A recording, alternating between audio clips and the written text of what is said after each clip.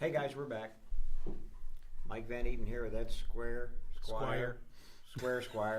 whatever you like. That's what. It's fine with me. Yeah, whatever works. I think is the best way to go with that. If you're having trouble with sound now, you won't know that we're talking, but we are, and hopefully you can see the video. We were talking about the auction next week, March 2nd auction with the exhibition that's happening right now in the gallery. Do you have any items from that you'd like to show here? I wish there was something we could show that I think is really cool. EO. Oh, EO. EO. That's so. What you guys see if you have the video on in front of you, and if you're familiar with Disneyland and this amazing attraction, this is the original spaceship from the Captain EO movie. Yep. What do you know about Captain EO? I remember seeing it when it came out. Right. I don't think I saw it when it came back, but it's been a while. I saw both. I came out here in the 90s, so I first saw it in the 90s. Opened in 1986. It's considered the finest 4D film. What's a 4D film? 4D film is a 3D film. Hey, but there's a dog fight in the gallery right now. A lot of dogs here to see the exhibition today, apparently. Did you hear that? Yeah. Can you hear that, Zach? I do hear that. Yeah, that's great. That's great. It's just excitement over the Lady and the Tramp lots that we have, and 101 Dalmatians. So lots of people looking for those pieces, apparently. Come see the exhibit on now. There it goes. So what is 4D? 4D basically is picture a 3D film, but with, as we're used to in Disney shows now, in theater effects, like I believe there were fog effects in Captain EO. There's a laser. There's a star field, and the floor shaking and stuff, which was used much more in the Honey, I Shrunk the Audience show. I don't remember the floor shaking. I remember the smoke effects. I think now, of course, the 3D, but. Let me correct myself. I think the floor shaking in EO was added when it was brought back because of what had been changed in the theater for Honey, I Shrunk the Audience. Remember, Zelensky picks up the audience, the kid picks up the audience and walks with it. So right. The whole room shook. That's so that was the new effect that could be added in sync with the dancing. And I remember thinking it was a little too much. Yeah. That's funny. But the ship, the actual ship seen in the film. Yeah, pretty incredible. I mean, they had more than one, obviously. I think this one's cool because it's painted on one side. Right. I had to go back and watch the film.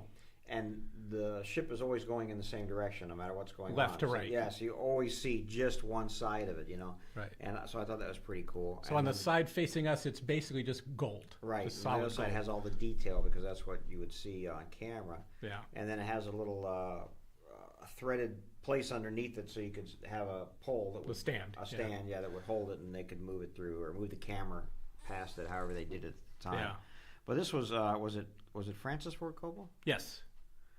But it also was George Lucas too, right? Yep. Yeah, Lucas and Coppola, and it was shot at the Disney studio, and an amazing production. I think it was something. It was like the most expensive film made at the time, or am I mixing it up with another one? I think it was extremely well for. Is it considered a film or a music video? I mean, not to be stupid, I'm just asking. You could argue either, but it's considered a film. If they call it the finest 4D film ever made. Yeah. I guess it's. I don't know how long it was or anything. It's been. I think it's 17 minutes. I don't know if there's any Captain EO fans out there, but if you know any answers, one problem with knowing a lot of trivia as we do is if it's not right in front of you, it can all bleed over. Yeah, and it gets mixed up. Sure, absolutely. But I remember it being extremely expensive for what it was, and of course, you've got Coppola, George Lucas. They're both very successful time, and of course Michael Jackson at the same time also. That's pretty crazy. Yeah, actually crazy. And I've seen the prop. What's the creature that's on his shoulder? You know, I can't remember his name. Odie Hooter? Is that no? Hooter was the big guy. Odie Hooter. A fuzzball. Fuzzball. We had a fuzzball puppet here at one time. Yes. And that was pretty cool. Yeah. And this is the only other prop I've actually seen from that film. So I was really pleased when it showed up.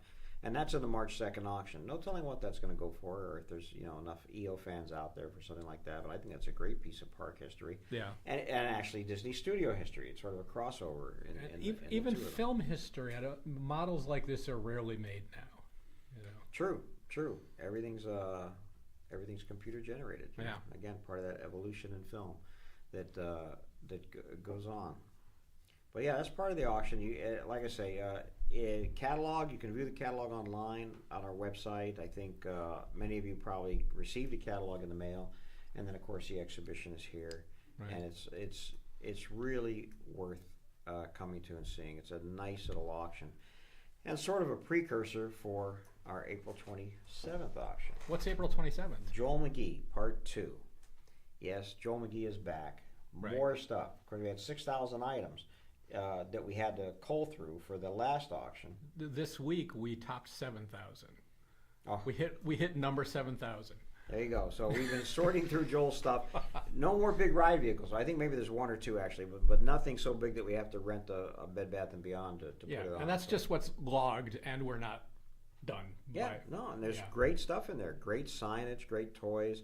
You know, studio and park stuff again. There's some really nice animation that he had, and just a nice mixture of stuff. That's going to be an exciting auction. I'm going to throw back to Zach, if you could put this up there, up for auction, the show that's up now, if you want to know more about Joel and Van Eaton Galleries and how we do what we do. It's all on the CW app and website right now, and it's great to look at. It's a lot of fun. Yeah, it was loads of fun. So very, very, very happy that was made, and I hope you guys enjoy it. I think it was made with some humor in it, and sort of fun to watch, and it's things quick. Like that. It's really quick to watch. It's a lot of fun. But it's exciting to get through the rest of his stuff. You know, people came to that exhibit and said, "I don't know how this guy collected all this stuff." In the back of my head, I'm going, "You don't know half of it. You don't know a third of it." Right. I mean, that's how much stuff there is. It's just crazy. Yeah, absolutely crazy. But it's worth it. I mean, it's worth coming to see. And one of the reasons I recommend coming to the exhibit is like we like working here at Van Eaton. It's getting to see, you know, this stuff. Even if I can't buy Captain EO's ship here and bring it home, I get to see it and experience it, and that's what coming to the exhibit is like. You get to see the stuff and appreciate it. It's a great. I think it's a great experience, and like you say, it's what makes it fun to work here. I think a lot of the times is seeing this great variety of stuff. And you used to work at the archive. I've heard you say a million times, "Oh, I can't believe this is here." You know, we didn't have anything like that. Whereas photographs in the March 2nd auction that you mentioned, some of the early photographs and things like that. Yeah, it's a really long story, but a lot of Disneyland's historical photos were edited, let's say, long ago, long before Dave Smith came in the 70s. And so the park itself has a smaller collection than what was originally created, and some of that stuff that was edited is here in the March 2nd auction. And it's beautiful stuff, especially for 20,000 Leagues fans. I'll just call that out. There's amazing details of the 20,000 Leagues walk-through attraction at Disneyland, which is really popular. Something I always wanted to see, honestly. I thought it would be the coolest thing to see that exhibition, you know. Legendary, and of course it's the most sought after one of the most sought after of the attraction posters. I got Casa de Fritos right here, but but it was the most intricately produced one. Something like over 20 silk screens to produce that one. Beautiful poster. Absolutely. And we have is the stanchion in the May the second next week, the 20,000 Leagues? No, that's in the Joel McGee auction. Right, stanchion from the attraction, right, from the 20,000 Leagues attraction.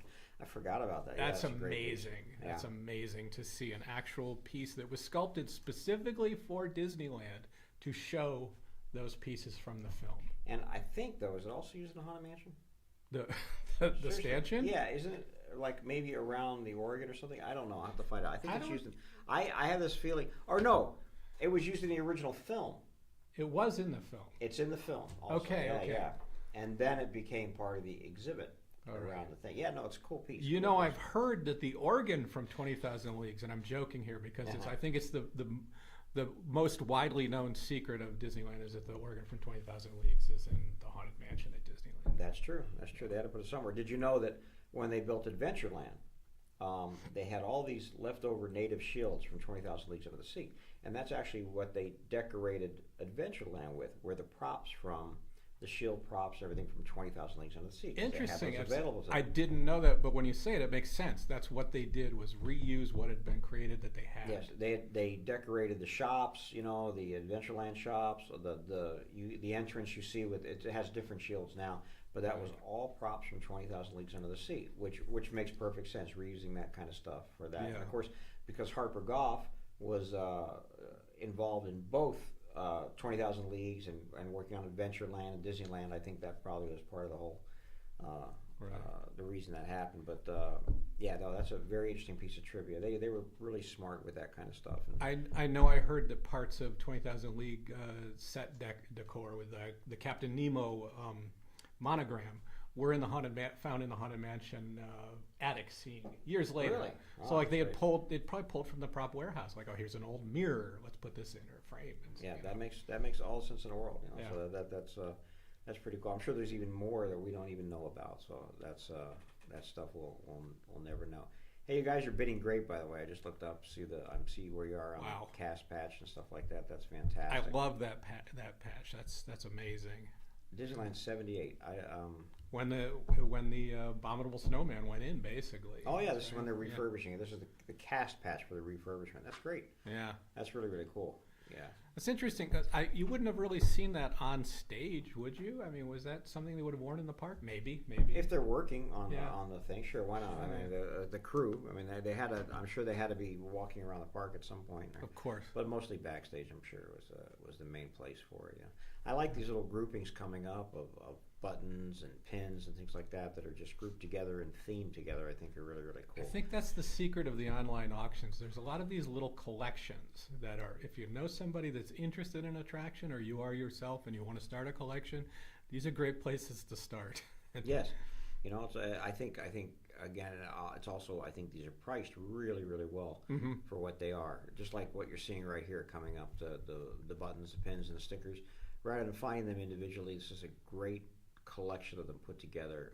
This comes from one specific collector who was really good at doing that, and as we can see, he did it again right here. But again, March 2nd auction, the Captain EO, Joel McGee's auction, April 27th, has a lot of really cool stuff in it. I think we're still doing some photography, but that one's coming together real soon. And then after Joel McGee, we're doing something quite unusual. We're going to do the Bob Clampett collection. And Bob Clampett. That's who a is that familiar guy? name. Yeah, so for all you Disney fans,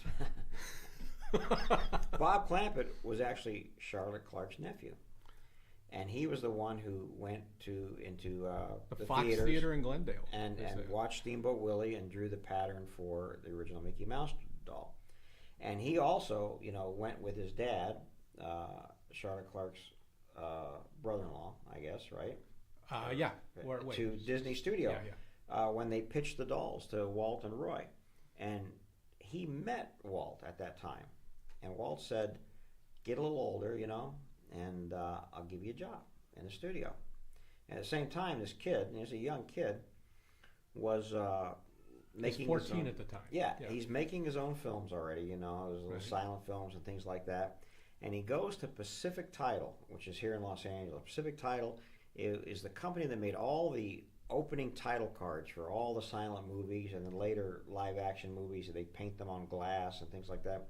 And it was owned by a guy named Leon Schlesinger. Well, Leon on the side had an animation company, and he had I'm going to tell you that Bob. Let me back it up so I'm not giving you the wrong timeline.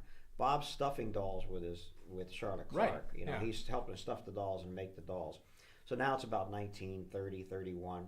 And Walt says, I think Bob's about 17. And Walt says, another year I'll get you an animator.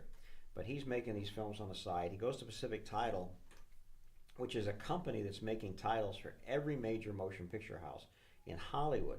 And some 17-year-old kid walks in and says, hey, I want you to make a title for my film.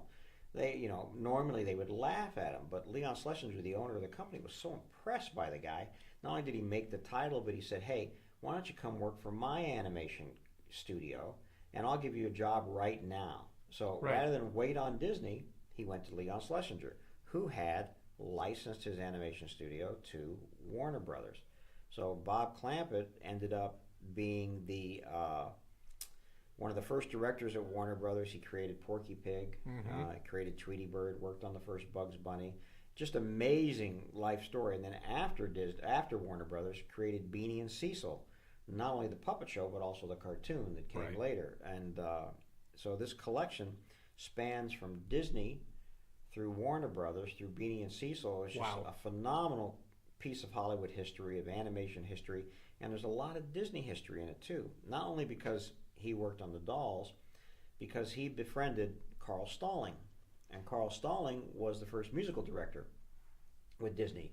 Was the organ player in a silent movie theater in Kansas City. Right. Met Walt in Kansas City.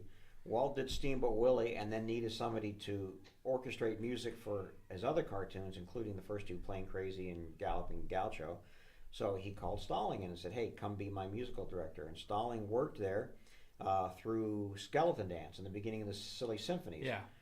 Before being lulled away when Iwerks moved to Paramount. Carl Stalling moved to Warner Brothers, where he was reunited with Bob Clampett.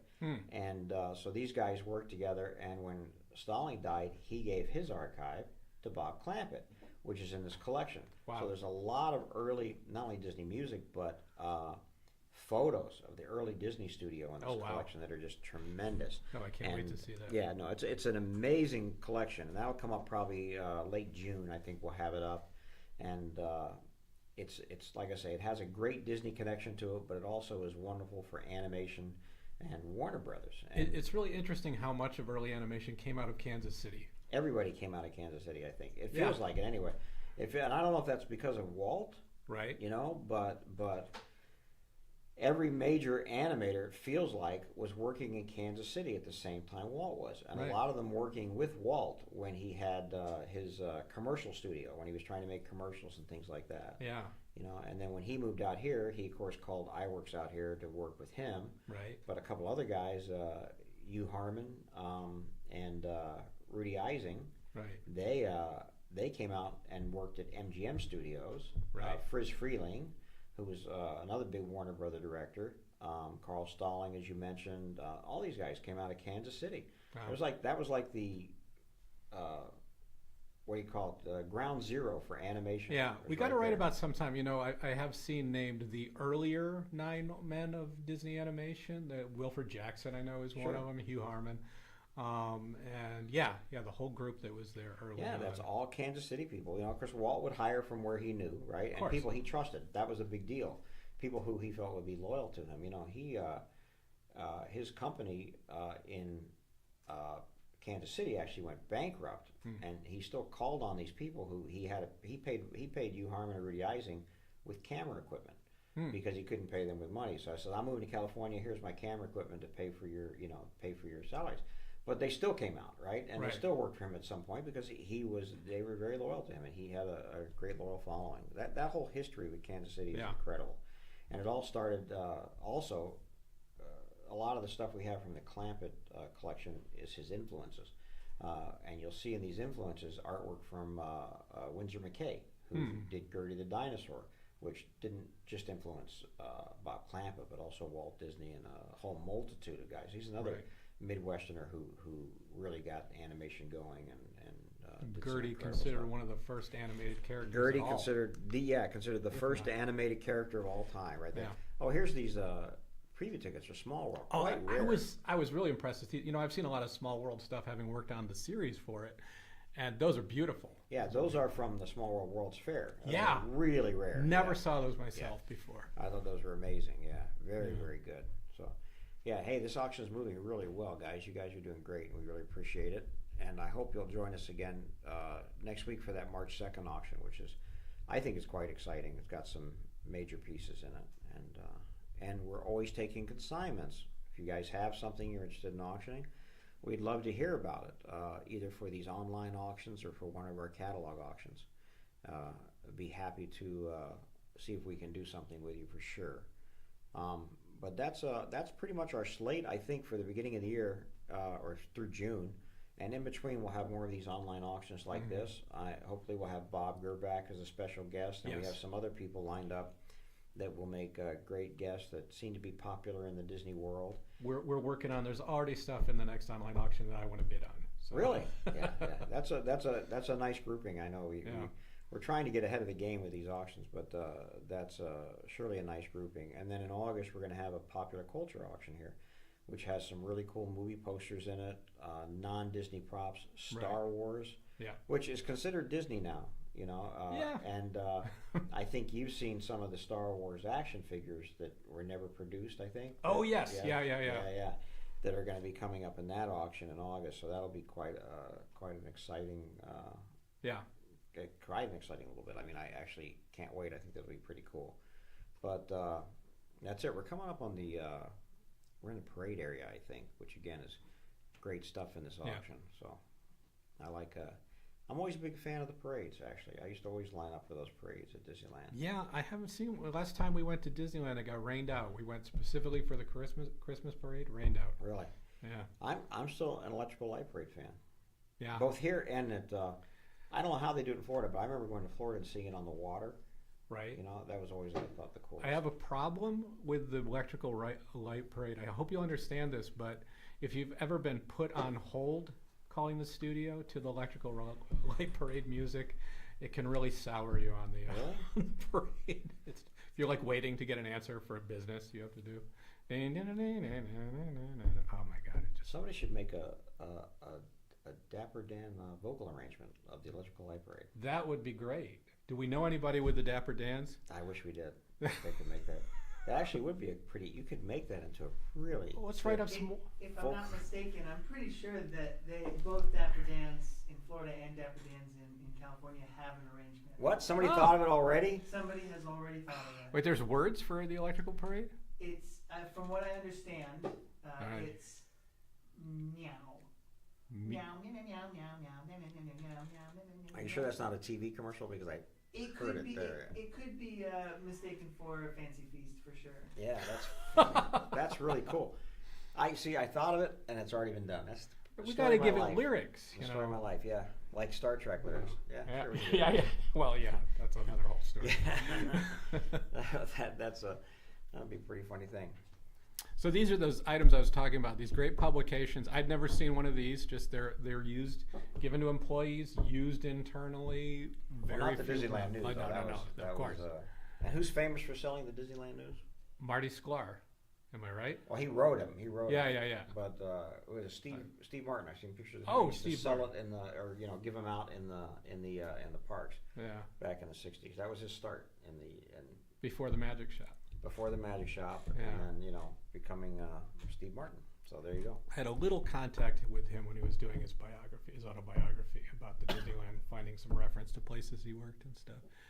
I remember his quote. He says, "Disneyland is like memory trapped in amber. Like he goes there and it looks parts of the park look just like when he was working there back then." That's the beauty of, I think, the park. I don't care what age you are. You can go there and see things that you saw when you were a kid. Yeah. That don't seem to have changed, even though they may have. Yeah. I mean, the Rivers of America's gotten smaller, right? But it doesn't seem to affect me when I go there. It's still Rivers of America, Yeah. And so things like that. But it's parks are a great visit all day long. And I hope everyone is listening. I know a lot of you are from out of state, can make a trip and come here. And I like Walt Disney World too, so no complaints whatsoever on that. Yeah. Listen, it's 12:20. We're going to take a quick break, about 15 minutes, grab something to eat, and then we'll come back. All right. And Zach?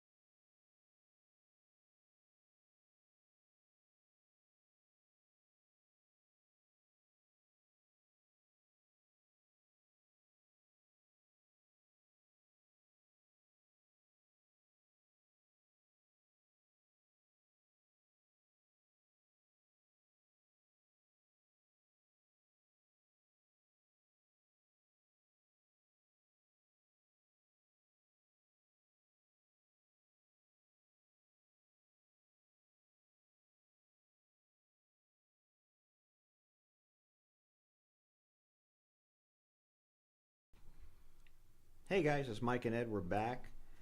We're about halfway through the auction. Thanks for all the bidding. Thanks for sticking with it. You guys are doing a great job. If you have any questions for us, please feel free to throw them into that little message thing down there that says send message to auctioneer, and we'll try to answer them if we can. I brought another piece in, Ed, that's in the March 2nd auction. Not anything necessarily fancy. I just really like it. It's a Herbie the Love Bug Big Fig. I remember when these came out. As I understand it, there's not a lot of them out there. They're heavy. Yes. You know, I mean, that may be part of it. Probably hard to ship and things like that. To express, it weighs about at least 3 or 4 times what you expect. Yeah, when you lift it up, you know, it's not hollow. That's right. No, but it does roll, right? Yeah, it does roll. Yeah, it's a very, very cool piece. A lot of fun. And I remember this movie as a kid. This was really a fun movie. And it made me start to think about all the Disney live action movies. And right. The first one, in fact, the most influential sort of live action movie for me was The Reluctant Dragon. Yes, very first Disney live action at all. Yeah, which was Robert Benchley, I think, and he visits the studio, and that just fascinated me, all the behind the scenes stuff you saw in the studio about how they painted the cells and the sound effects with Jimmy McDonald and all the sound effects.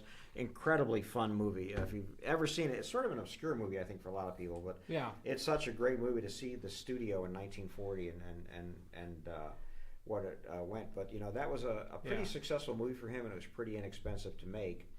And then I think in 41 there was an animator strike, which was very stressful.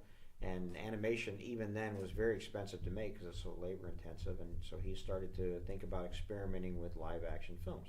Right. And of course, that was the idea behind Song of the South, So Dear to My Heart. You know, those 40s movies was sort of his experiment into live action film. And then by about, I think by 1950 was his first live action film, I think, which would be, you guys can look this up better than me, Treasure Island. Yeah. Would be the first full live action, no mixture of animation, where they just went all out. Yeah. And I believe that film was extremely successful for him and the studio. Yes. And all of a sudden, little bells went off in his head saying, "Hey, holy cow!" Trivia for you: that there was originally planned to include animated sequences in Treasure Was Island. It really? Yeah, there was very early poster art. There was concept art that was used at the studio when they're talking about projects. That had an inset saying there'd be animated stories of Robin Hood or something like that. And there's not. It wasn't. Well, we're going to be Robin Hood because he made the second live action movie he made. I think is Robin Hood. Yes. And his Merry Men or something. Do you know why Robin Hood got made the way it was? And I think Rob Roy is also the same type of thing. Oh, why? Because after World War II, all the profits that were earned in England had to be spent in England. They couldn't leave the country. So these films were produced over there. Yeah. Interesting. That's interesting.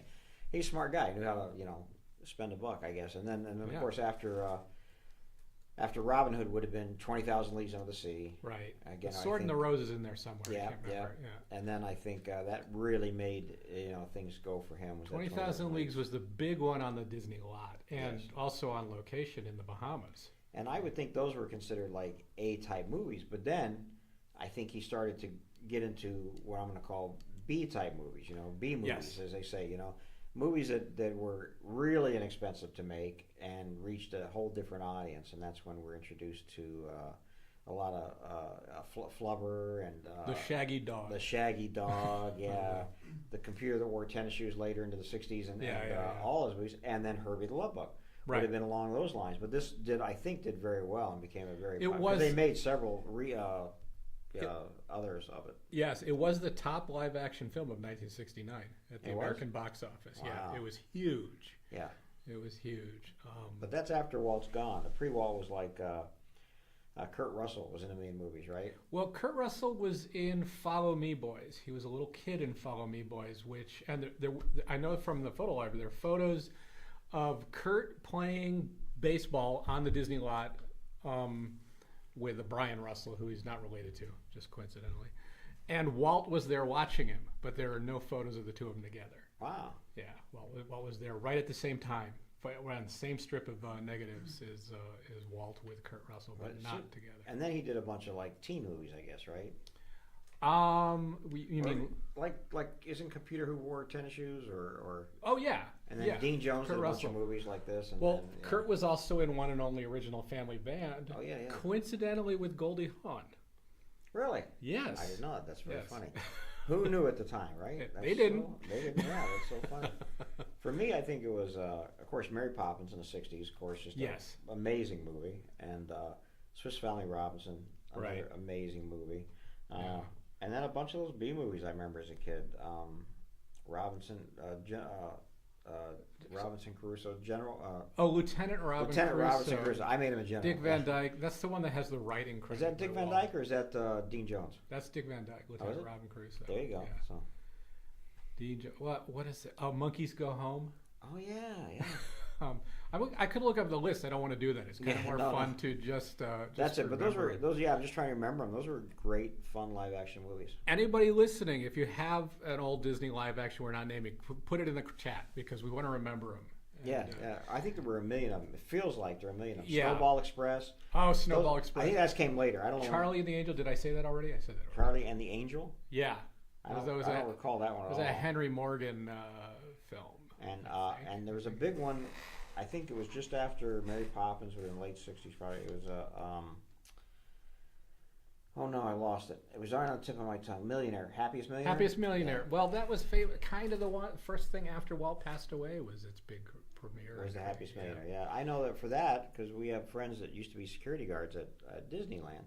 That they actually got all the security from Disneyland to come to the premiere of that movie and line the street wearing these old policeman uniforms and stuff like that, which I think is pretty cool. Yeah, that was a big. I think it was at the Pantages. There was a big premiere. That was a big premiere. Yeah, it was a huge one. Yeah, that was a really, really biggie. Well, like a lot of people don't know that back then there was the idea of roadshow releases, I believe they're called, which is where you'd go to the movie, you'd pay more for a movie ticket than you would for, say, the Shaggy Dog. Right. Right. You'd get a program. There'd be an intermission. These were big, big productions, and back then you would pay more for a film like Avengers Endgame than you would for just a simple comedy. What? Yeah, that's what I'm saying. The roadshow. Were you listening? No, you weren't listening. I was just daydreaming. But say it again. No, I like a roadshow. Like there would be big productions, like The Sound of Music and stuff. These were big. You got a program. You went. You paid premium. Well, you went. It was like El Capitan would have been, right? Yes. Or is now. It wasn't then. It was just live action where you had a little show beforehand and everything like that. They did that with the Jungle Book too, I think. Yeah. As a matter of fact, because the guy from the Golden Horseshoe traveled with it. Wally Logue. Fulton Burley. Yeah, he would travel with later on with the Jungle Book and things like that. I have a comment that somebody says, I had the Apple Dumpling Gang. Oh yeah, the Apple Dumpling Gang. We've got an Apple Dumpling Gang item coming up, I think, in Online 6. There's a Tim Conway signed press kit piece. Oh yeah, Tim Conway, so great, and Don Knotts. I don't know how many. They didn't do a lot of Disney films, but they did a lot of films next to Zach. More than you think. Yeah. Tim Conway was in The Strongest Man in the World. Oh yeah, that's another one. Yeah. I think he's in Gus. I don't remember. I forget Gus. I met Tim Conway once. It was one of those guys. It was right after he was on the Oscars the night before, and he looked much younger in person than he did on TV. Right close to the end. That's funny. Yeah. Now in post Walt, in nowadays, what's the biggest live action film you think? Well, are we going to count Marvel and Star Wars? You can count Marvel and Star Wars, but I don't know that that's the biggest one. But yeah, I don't know offhand, but I would have guessed Endgame. I mean, I'm a big Avengers Endgame fan. Just that whole original Marvel. I would guess because that was huge, but I think what turned everything around for them and Disney at the time was Pirates of the Caribbean. Yeah. Which had to be big too. I don't know if that. It depends. When you look at box office, they look at like to date, right? There's like the dollars it's earned and the tickets it's sold. Like if you look at tickets sold, Snow White is still pretty huge because of how long it ran. But the tickets were a dime, so the box office doesn't compare to a week nowadays. Right. Yeah, tickets were a dime, and it would stay in one theater for a year. Yeah. That was the way things were done back then. Well, to that point, I remember when Star Wars opened in 1977, it played in the local theaters in Syracuse, New York, over a year. It was in its 58th week of run. Wow. You know, you'd never see that now. No, Even with a popular movie. no, it's already streaming. Nowadays, a week I'm later. I'm thinking I want to go see this in the theater, and it's on Hulu. Yeah, yeah, It's, yeah. Well, Netflix is on Netflix and Yeah. in the theater at the same time. yeah, It's a whole different world. But that I think Pirates was big. I think Very big. I was looking earlier to see what the biggest grossing. I thought it would be Sleeping Beauty, honestly, the biggest grossing animated film. But what I kept pulling up was Cinderella. really. Maybe again, it could be all time though, and Yeah, not, yeah, yeah. not necessarily for that particular one. But it's still yeah. But going back to live action, I think there was this time in the 70s or 60s and 70s where they were just pumping out those B movies. You know. Yeah. I guess 50s too. Davy Crockett was really just the TV show, right? And they made a movie out of it, or maybe they made the movie and then turned it into the TV show, right? I don't remember how quickly they did this, but they made the TV show. Walt was smart enough to shoot all that stuff on color film, Right. which not everybody was doing. So then Davy Crockett's extremely popular on television, like huge. I don't even know what you'd compare it to nowadays. And then they had it in the theaters right away. People were paying to go see it in color, even though they had already seen the whole story, but it was recut to the feature films, like 2 feature films. Right, they made 2 feature films out of it, Right. yeah, to make it. And like you say, he shot everything in color. Mickey Yeah. Mouse Club, all that kind of stuff. Animation we get from that era, you know, TV animation is all in color. Right. Right? It was painted in color because he knew color TV was coming. Yeah. And then he broke through with Wonderful World of Color in mid-60s, and he was ready to go. So Yeah. I mean, he was right on the money on that. Sort of quite a visionary and quite a smart businessman. I was talking to somebody earlier about the World's Fair and what he did with the World's Fair, using the World's Fair to expand Disneyland. Basically, Right. was the idea. Yeah, and in fact, in this March 2nd auction, we have a lot of World's Fair stuff, Yes. including that Pepsi-Cola cooler. Oh yeah, that's a which really is nice a very piece. cool piece. Yeah, there's a cooler from Pepsi, the Pepsi Pavilion, which is where Small World started. But you know, I think he foresaw that he had a chance with the World's Fair. I mean, years before, to go in and pitch the idea of making attractions for the World's Fair. And of course, who wouldn't want, you know, the guy who opened Disneyland to make your attraction for you? Right. And then the corporate sponsors that bought into that, he said, hey, instead of tearing it down, let's just move it to the park and we'll put it in the park. I mean, very smart. Yeah. Saved him a lot of money so that he could afford to expand the park. And also famously, as I know I've put this in our catalogs, is at the time there was this idea that East Coast audiences were too sophisticated for a Disney park. They wouldn't appreciate it. So it was testing out Disney-style attractions on the East Coast and proving that idea was ridiculous. And Really? that led to Walt Disney World. I mean, that let's just say that moved Walt Disney World forward. Instead of the unsophisticated California crowd. Yeah. Yeah. Yeah, the sophisticated New Yorkers Yeah. won't appreciate Disney attractions, and they were the best ones at the park. I mean, the ones that had lines constantly, right? Yeah, always, At yeah. the World's Fair. And they still have lines at the park too. Yeah, True. I mean that's I mean, look at Small World. Yeah. It's a never-ending gobstopper, that one. The it is. It sticks with you. You know what I'm saying? Yeah. But How does it go again? How's the No, song? I can't remember it now. Yeah. It's. I'm trying to forget it again. I have to black myself out a little bit so I don't have to. But yeah, they you know, somebody wrote in live action movie Song of the South. Well, yeah. Great live action movie, and it's one nobody gets to see anymore. Yeah. But that was sort of groundbreaking for Disney. That was the mixture of live action in an animated world. You know, Right. although it had been done before, but Yeah, in the 30s by Max Fleischer.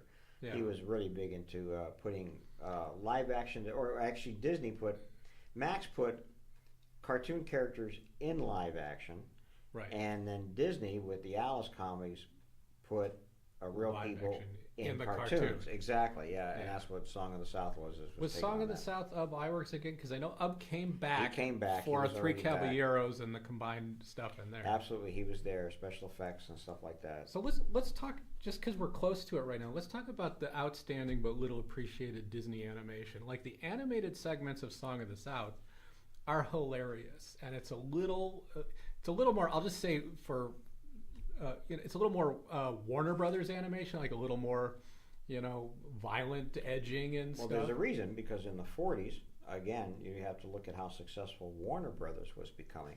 Right. Because they were really edgy and really a little more violent. And Tom and Jerry cartoons of the '40s, same thing. And those were quite popular. And so Disney had to adjust from what was more of a sweet and kind sort of cartoon that we would see in those shorts, Right. to something a little bit different, a little crazy. A lot of that's because of Tex Avery, who pioneered a lot of the crazy Warner Brother cartoons. So I would put forward Song of the South's animated sequences and the title sequence from Three Caballeros as just outstanding animation. Yeah, I think Three Caballeros in general. I think everything in Three Caballeros is fantastic. I really, really like them. In my own collection, I have a lot of segments from Three Cabs because I like everything they did. Now, did you know, we might have talked about this here before, but you know that the beach in it's either Acapulco or Mexico City was shot at the Disney Studio parking lot? No, I did not know that. You'll see it's when they're flying in on the carpet and they're waving to the girls down on the beach and there's all the sand in the wall. That's Riverside Drive in Buena Vista. They should have kept it like that. Yeah. Just a little beach party area right there. Yeah. That would have been great. That's funny. No, I didn't know that at all. So they just needed that extra shot, huh? Said, let's bring in some sand. Let's make it beach. Just why shoot on a beach down there if you could do it in your own backyard? Yeah, that's funny. I love it. Yeah, no, the live actions were interesting. I think I'd like to see more props and things like that from those movies, but they just seem to have disappeared. Well, and of course they cycled back into the prop warehouse, and that's why they were there to be picked up and put in the Haunted Mansion and stuff. Those props would all stay in the prop warehouse for years and years and years and be seen again. We've talked about our friend Stacia Martin is an expert on this chair is in The Happiest Millionaire, and it's in this scene in Merlin Jones, and it's in this scene here. She's an amazing encyclopedia of that yes. kind of stuff. Yeah, absolutely. Yeah. And we'll get her on here one of these days, I think, for sure, and let her talk about that. I actually think that would be a lot of fun. Yeah. A lot of trivial information about those movies, and I think there's a lot there, a lot of stories going on with that stuff. And then the other thing I really enjoyed as a kid that we don't see a lot of stuff from is True Life Adventures. Yes. Which was also a big series. Of course, that was for the Wonderful World of Color, the Disney TV show. I think those were really made for that, but then they also made them into movies, and they became... Well, they started in the 40s. And they were award-winning documentaries for sure. That was when I interviewed Margaret Carey, the model for Tinkerbell once, and I said, well, I like to ask, what was Disney to you when you were a kid? And her answer was, I loved the True Life Adventures. I loved those nature movies. They're great to look at and go back at, and especially if you know how they were made, because some of them were quite staged at the time, and that's just how things had to be done at that point in time to get the point across, that this is what could happen in nature. But there also was literally the Mulots. There's a married couple that went and lived in a van in Africa for 2 years filming stuff. I mean, that's how it was. I mean, it's amazing. They're great stories. And then I always loved the Lemming story, the guy who went up to find the lemmings. I think that's amazing. I think it's an amazing story. As I heard it said once, apparently lemmings will run off a cliff if you chase them with a camera. If you chase them off a cliff, they will run off a cliff. That's right. Who knew, That's it. But he created a legend for years, Yeah. I mean, and that the words lemmings got associated with that, following the others off. Carl Barks even used it in one of the Donald Duck comics. They get swept up by lemmings. It's just, just absolutely amazing. Right. Yeah. Do you know about that, Zach? I do not. Oh man, Zach's too young. So I forget which film that is. It's one of the real life adventure. Yeah. Where they go up into the Arctic. Somebody. I think the basic story is that a nature documentarian wanted to document lemmings. The legend was that lemmings would follow themselves. I think once a year they would all just commit a mass suicide off a cliff. They would just follow each other off a cliff into the water. But when he got up there, he found out that really wasn't true. But he was already up there, so he had these kids round up all these lemmings, and they herded them off a cliff to get the film part they needed. Wow. And that documentary won awards for being being one of those. It's just crazy. Anything you'd filmed back then was groundbreaking. I mean, there's footage and stills that were shot of the jaguar in the wild, which didn't exist before the True Life Adventures. Now somebody else wrote in and said, "Oh yeah, also a live action." And I remember this very well. This was on Disneyland TV. Also, was 4 artists paint a tree. Yes. Yeah. And that was Mark Davis, Ivan Durrell. Walt Paraguay. Yeah. Oh no. I can't remember. We can look it up, but I can't Walt remember. Paraguay, Ivan Durrell. I should know. And they all go and paint a tree, and that was a wonderful segment because they all had these weird, different, ideas of how they would paint a tree and things like that. That was really cool. I remember that too. And somebody else said Mary Poppins, which we all agree, fantastic. Newsies. Newsies, yeah. Well, you're getting into the 80s and 90s, and people totally forget the Touchstone Pictures, Hollywood Pictures era of Disney live action, when films like Arachnophobia. First a Disney film? That's the first Hollywood Pictures film. That's John funny. Goodman. That was a big box office film. I remember Splash. Of course, Splash was a great film. It was a great film. And yeah, that was. I remember that, of course. Cool Runnings. Somebody mentioned here. Yes, Cool Runnings in the '90s. That was great. I met the lead guy once, Leon. He's a great guy.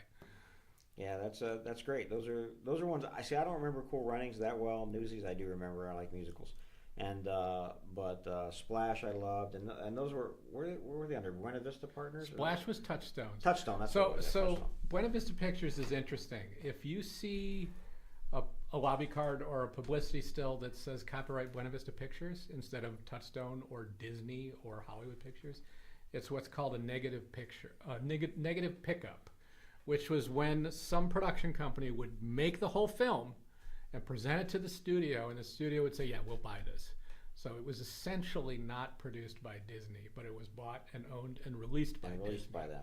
And the first Mighty Ducks film was one of those. It was really? not a Disney project, but all the later ones were, for sure. But Touchstone came about because they were making, or was it Hollywood Pictures for more mature audiences? I'll tell you frankly here, what I was told why Touchstone Pictures came to be was basically because a movie came out in 1980 or a little earlier. I'm not going to look up the exact year, but there was a movie that Disney would never make that was huge at the box office, and that was the movie Porky's, which was that's a Touchstone Picture film. No, it's not. Okay. I said Disney would never make this, yeah. But Porky's was huge, and it was made for basically an 18-year-old audience. There's a little bit of nudity and swearing in it, and it was huge, and this was seen as revolutionary at the time.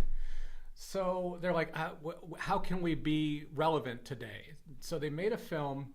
They took the Disney name off the film, and they made a film to kind of be like Porky's. There's still no nudity or swearing in it, but they made the movie Midnight Madness. Are you familiar with that? Not familiar with it at all. Michael J. Fox's first film. Really? He's a little kid in it, and it stars what's his name? David, the Dr. Pepper guy, American Werewolf in London. Oh. David McCallum? Or no. am I mixing him? Starts with an N. Niven? No, not David. I don't remember. What's the name of the movie again? You can look Midnight Madness. American Werewolf in London would tell you also. Yeah. He's the main guy in American Werewolf in London. It's just in my trivia match right now. I can't remember them all. Michael Nankin? No. Oh, he's one of the writers. Michael Naughton. Yes, that's Michael Naughton? Michael Naughton. I thought it was David. Okay.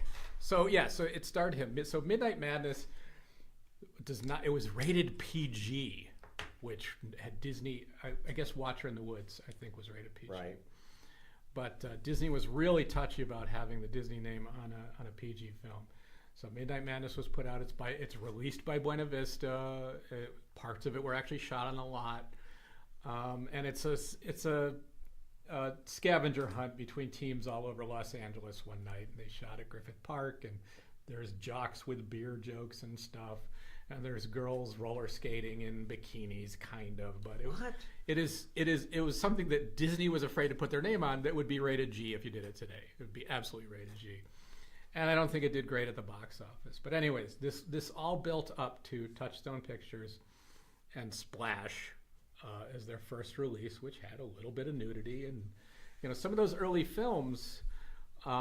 They pointedly have like one swear word in them, like they're like, we could actually do this, And no one will know it's us. Yeah, it's very, very interesting. But it sort of freed up the studio a bit. Like Splash is a great film. I think it's a lot of fun. I still like it. I still like it too. I think it's a wonderful film. They did it nice. It's sweet. It's great.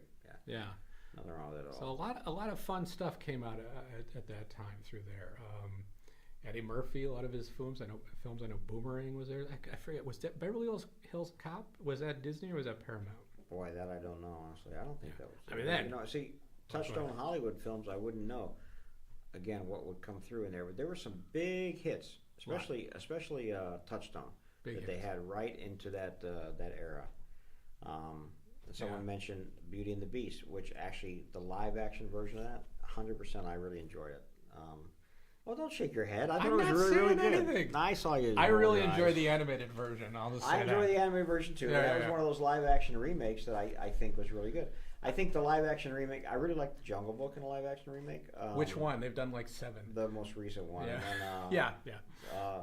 And then what was and the Lion King, I think. The live action remake of the Lion King was very successful. The CGI Lion King. Yes, CGI Lion King, yes. My cat loves the CGI Lion King. My cat Arya is transfixed.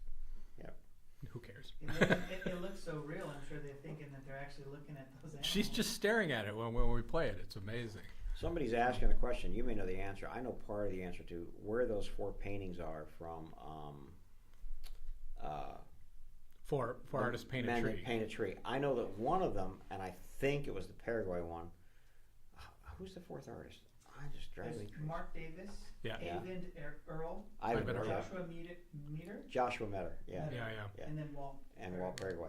I think Paraguay's, or maybe it was Mark Davis's, was given to a secretary and hung in her office. That's what I heard for a Interesting. long time. Then disappeared. I've never heard what became of those paintings. They never made it to the archive. I don't know that though. They might have been in the archives, but the archives is huge and stuff was just put away. So if it didn't come up while I was there, I wouldn't know about it. Yeah, that was. Those would be interesting to see. Yeah. I do remember that film. I know where the very tree well. was. The tree was on a little bit above Barham Boulevard. Really? Yeah, it was still alive for many, many years later. Yeah. And is it there now? I don't think so. That'd be cool. We put a marker up there. Yeah. This is the tree 4 guys painted. I'm gonna go look for it. Somebody mentioned Maleficent, another live action movie. Oh, yeah. Later, and that was quite successful also. Yes. Enchanted, which went. Oh, back I to, loved Enchanted. Which went back to live action and animation. I thought that was great. That was a lot of fun. Yeah, that was great. They did a really good job with that all the way across. That was a nice, different kind of film that came out, and I said, "Wow, this is really cool that they did this." So. I did it. You just reminded me. There was also CGI. The character Pip in Enchanted was a lot of CGI. It was the little chipmunk that was alive. Oh yeah, sure. I did an article for Japan at the time that we were following CGI in non-animation movies at Disney, starting with Tron and the character Bit. So it was called From Bit to Pip, because Pip in which character in Tron is Bit? Bit is the yes no. It's the thing that says yes and no. Yeah. So yeah. Anyways. Yeah, that's funny. Tron though, it's a great Tron. film. Well, Tron, that's one no one's mentioned. What a great live action film that was. And is it live action or is it animated? I think it's both. Well, that's one of the weird things is there's all these ones like say the live action Lion King. How much of it is live action? I mean parts of Dinosaur are live action. Technically, that was the point. They went and shot some real locations. Sure. And animated dinosaurs. Yeah, but Tron, we have artwork from Tron here and Yes. cells from Tron here. Here they took an entire film, made not only photographic frames, but then negatives of the entire film, so they could do all the special effects by hand because they couldn't do them by computer at the time. Yeah. They did do some background elements by computer, but for the most part, all that stuff you see that looks computer generated and lighting and stuff of that is all done by hand, by animators. It's just crazy. Yeah. It says that Tron grossed $33 million. That's good. I bet the video game made more.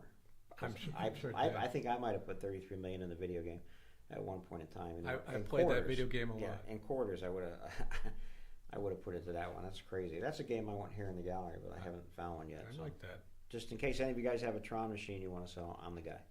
But I liked when you had the 4 choices, right, that you could go to, and I liked shooting the Master Control program. It was the rainbow thing you're moving. I liked the motorcycle thing. The motorcycle was blocky, that was the best one. Yeah. The tank battle. I played that before. I don't remember the 4th one. But. Such great stuff. Oh, it was like a blockbuster. Yeah. But I'm gonna go back. I think Pirates was a big. I don't know when Pirates came out. Was it Pirates in the 90s? I'm going to say 2003 off the top of my head. I think it's 2003. Wow, you're right. I owe you $1. That's rare. The bonus. Whoa, there goes Herbie. He is alive. I think that movie is pretty groundbreaking for Disney. Yes. Then they had tried to tie in the past, some of their stuff, but that one. And then of course they they try to tie in, since that one, a lot of park stuff. Haunted Mansion, obviously. But Yeah. what was the one I thought was really strange I didn't get? Tomorrowland. Yeah. Right? I still haven't seen that. A lot of people like that film, though. Really? Yeah. That's interesting that a lot of people liked it. Doesn't it open with there's a secret entrance in It's a Small World that takes you to something, or I don't remember. No. I only saw it once, and once was enough for me. maybe I'm mixing it up with something else. I don't know. Wait till they make the Small World movie. That's gonna be like a nightmare. I heard. There's no way. I can't talk about it. I really can't talk about it. There's no way. While I was, I did the Small World animated series when I was at Disney, and while I was there, I heard the story they were developing for a live-action Small World. Is it about a small world, or after all? What do you think? Can't say. Well, don't tell me. I'll tell you. I don't know why I can't talk about it. But What's the theme song to it? I don't know. That'd be interesting to know. They probably would have done something new. Yeah, no. Why? The whole ride is the theme song. That's the trick. It was about. I'll just say that it was kind of Toy Story-like, where it was about the characters and the attraction come to life. Oh, okay, that'd be okay. Yeah, I guess, or frightening. This is long abandoned. Did one of them have a knife? Because I did see that whole Chucky series. That would be a frightening way to go, wouldn't it? It would be, yeah. Or what's the Jigsaw? No, it's coming in a minute. We're really getting off into tangents. Yeah, we are. I can't remember now. It was a video game they just made a movie. Freddy's. Five Nights at Freddy's. Five Nights at Freddy's. There you go. That could be Small World right there. That's kind of this, yeah. That could be it. Boy, that would go a long way. That'd be frightening. But all right, let's get back on track with. Sorry, that's all right. But that's live action movies. I love them. I think they've come a long way since those B movies, these Herbie the Love Bug movies, like you say, all the way down through Marvel, which is incredible. I wouldn't even call Herbie a B. There was a lot put into that one. You think so? Well, like you got to look at like the Shaggy Dog. It was shot on the lot, on the back lot, houses, sets, and there's a little bit of makeup effects. I don't know that they did any location shooting for the Shaggy Dog. Shaggy Dog was the movie that Frank Thomas said when Sleeping Beauty came out, the box office down the street for Shaggy Dog was going through the roof. Really? So they found that very disheartening as the animators. At that time, they thought that animation was going to end at Disney because Walt was just not paying as close attention to it. Well, it was like we said, it was expensive. It took a lot of manpower, and it took years to make a cartoon. Well, think about years. Look how long it takes to make. They started Sleeping Beauty, I want to say, in '52 or '53 to get it out in '59, and it may even started earlier than that. And some movies like Peter Pan, they literally started in the '30s. Yeah, and dropped it, came back to dropped it, but super expensive, a lot of labor. When you can go and make a movie in a year. Think about if the xerographic cell hadn't been developed. Would there have been much animation after Sleeping Beauty? I doubt it, and I think it happened twice. I think after Fox and the Hound and those movies it sort of started to die off. If this new group of people hadn't come in, right? And was I talking about that with you and Janine? Yeah, the new group of people coming. Yeah. We were just talking about that. They came in. I call them the Cal Arts group. Yeah. Tim Burton, Andreas, those guys. Tony Anselmo. Tony Anselmo, sure. Yeah. Eric Goldberg, all these guys. I think Don Bluth was part of that too. Don Bluth was part of it, and then all these guys are coming in, and all of a sudden. And they're learning from the masters. They're learning from the guys that are still there. Yeah. With Eric and Frank Thomas and Milt Kahl, I think was still there then. Ken Anderson was still there. All these guys, so they could use them, and they did use them, and they started it all back up with. I think Rescuers Down Under, Great Mouse Detective, where they're sort of breeding grounds, or Black Hole. Rescuers, even not the Black Hole. Excuse me. The Black Hole. The Black Cauldron. Sorry. Yeah. The Black Cauldron. Those were like the testing grounds, right? Before yes. They came up, and then in comes Great Mouse Detective would have come in. That has the first computer graphics in it, and then Black Cauldron has the first computer graphics. It does. What's computer graphics? Two things: the cauldron, and there's a boat. There's at the end there's some kind of explosion, and they ride this like rowboat out, like it's blown out of the castle, and that was computer generated. Oh, interesting. Yeah. And in the press kit, Roy Disney talks about that specifically. Like you'd never see animation despite that, because they modeled a boat and then animated it moving, and that would have been very hard to do by hand. and keep the straight lines and stuff. And then the Great Mouse Detective, they did the clockwork and the Yeah, big finale. It was that was all a lot. computer generated. Yeah, that was the start of it. And then, Well, go ahead. go ahead. No, you got it. I was going to say, Great Mouse, that was really a low point for animation. Again, they really thought it was going to turn around. They'd been moved off the lot, I think, at that point to Glendale. Right. And working in kind of warehouses that the studio owned. And as I understand it, Great Mouse Detective was all developed just kind of on the side doing it, and somebody got a look at it and picked it up, and it moved forward. We actually had here for a long time, we had all the boards except for one, which is in the archive.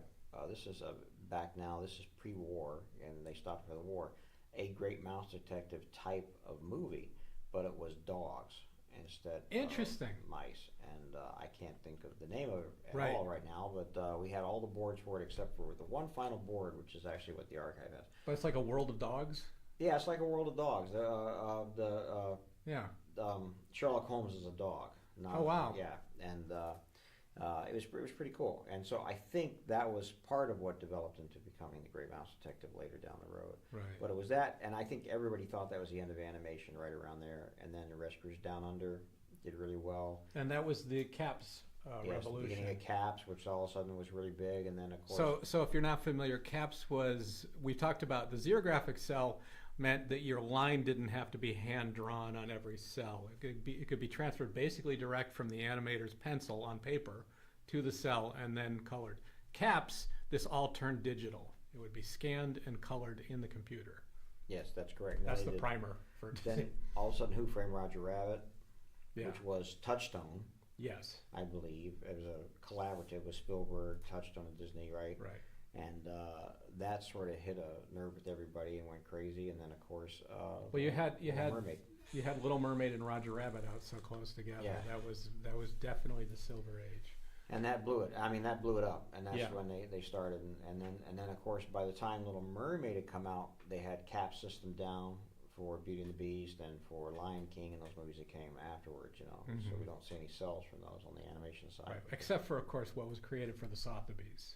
Except for auction. that, well, using the backgrounds, because they Yeah. still made original backgrounds. They still had Right. drawings, and everything was just scanned into a computer for the So Cap the System. film starting about Beauty and the Beast on, original backgrounds were painted and scanned. Those original paintings were sold at Sotheby's, and the Disney Ink and Paint department created single cells, actual cells, the old-fashioned way to sell with those. Those are very valued now, aren't they? Yeah, I think they are for sure. And a lot of them don't show back up because those are pieces people kept. And even though that movie is 30, 40 years old, I can't add right now, but 30-something years old, they still haven't resurfaced. They will, as collections get taken Right. apart, as people start to stop collecting or start to diverse themselves, we start to see that stuff show back up. But a lot of that stuff has not shown back up, and that's what makes them very prized when they do show up. I know as an aside, I think it's in this auction right now. On next Saturday is the Lion King maquette of Pumbaa. Yes, that which was a came from the Sotheby's auction. Yes. Right. So it was painted by the Ink and Paint department at Disney, and that's pretty much one of a kind. Yes. It was done for Sotheby's. It's an actual original maquette It's used an by the animator's animators. maquette. I forget who sculpted it. It wasn't Kent Melton. It wasn't? I don't think so. Maybe it was. Kent Melton, who just died a few days ago. Oh my gosh! You didn't know that? I didn't know that. Oh, sorry. I did meet him. I mean, I wasn't close with him, but I did know. Very, very talented Yeah, sculptor. yeah. He did all those maquettes and through that whole era. Just Beautiful amazing. Latin pieces. Amazing animators maquettes. Aladdin's pieces. Actually, one of my favorite, his Atlantis. Did you ever see his Atlantis maquettes? No, Holy I don't cow. know that I did. Unbelievable, these Atlantis maquettes. Unbelievable. Some of the best I've ever seen. Just really crazy good. And That's an interesting film. Atlantis is it's an odd film. It's hard to say it's a great film, and it's not a bad film. well, there's an era we remember all the big hits. Right? Yeah. You're going to remember the Beauty and the Beast, and you're going to remember the Aladdin. You're going to remember Frozen, right? Because they were such big hits. Right. But you may not remember Home on the Range, which I loved. Right. I thought was great. How about It's a great song in Home on the Range. How about the Robinsons?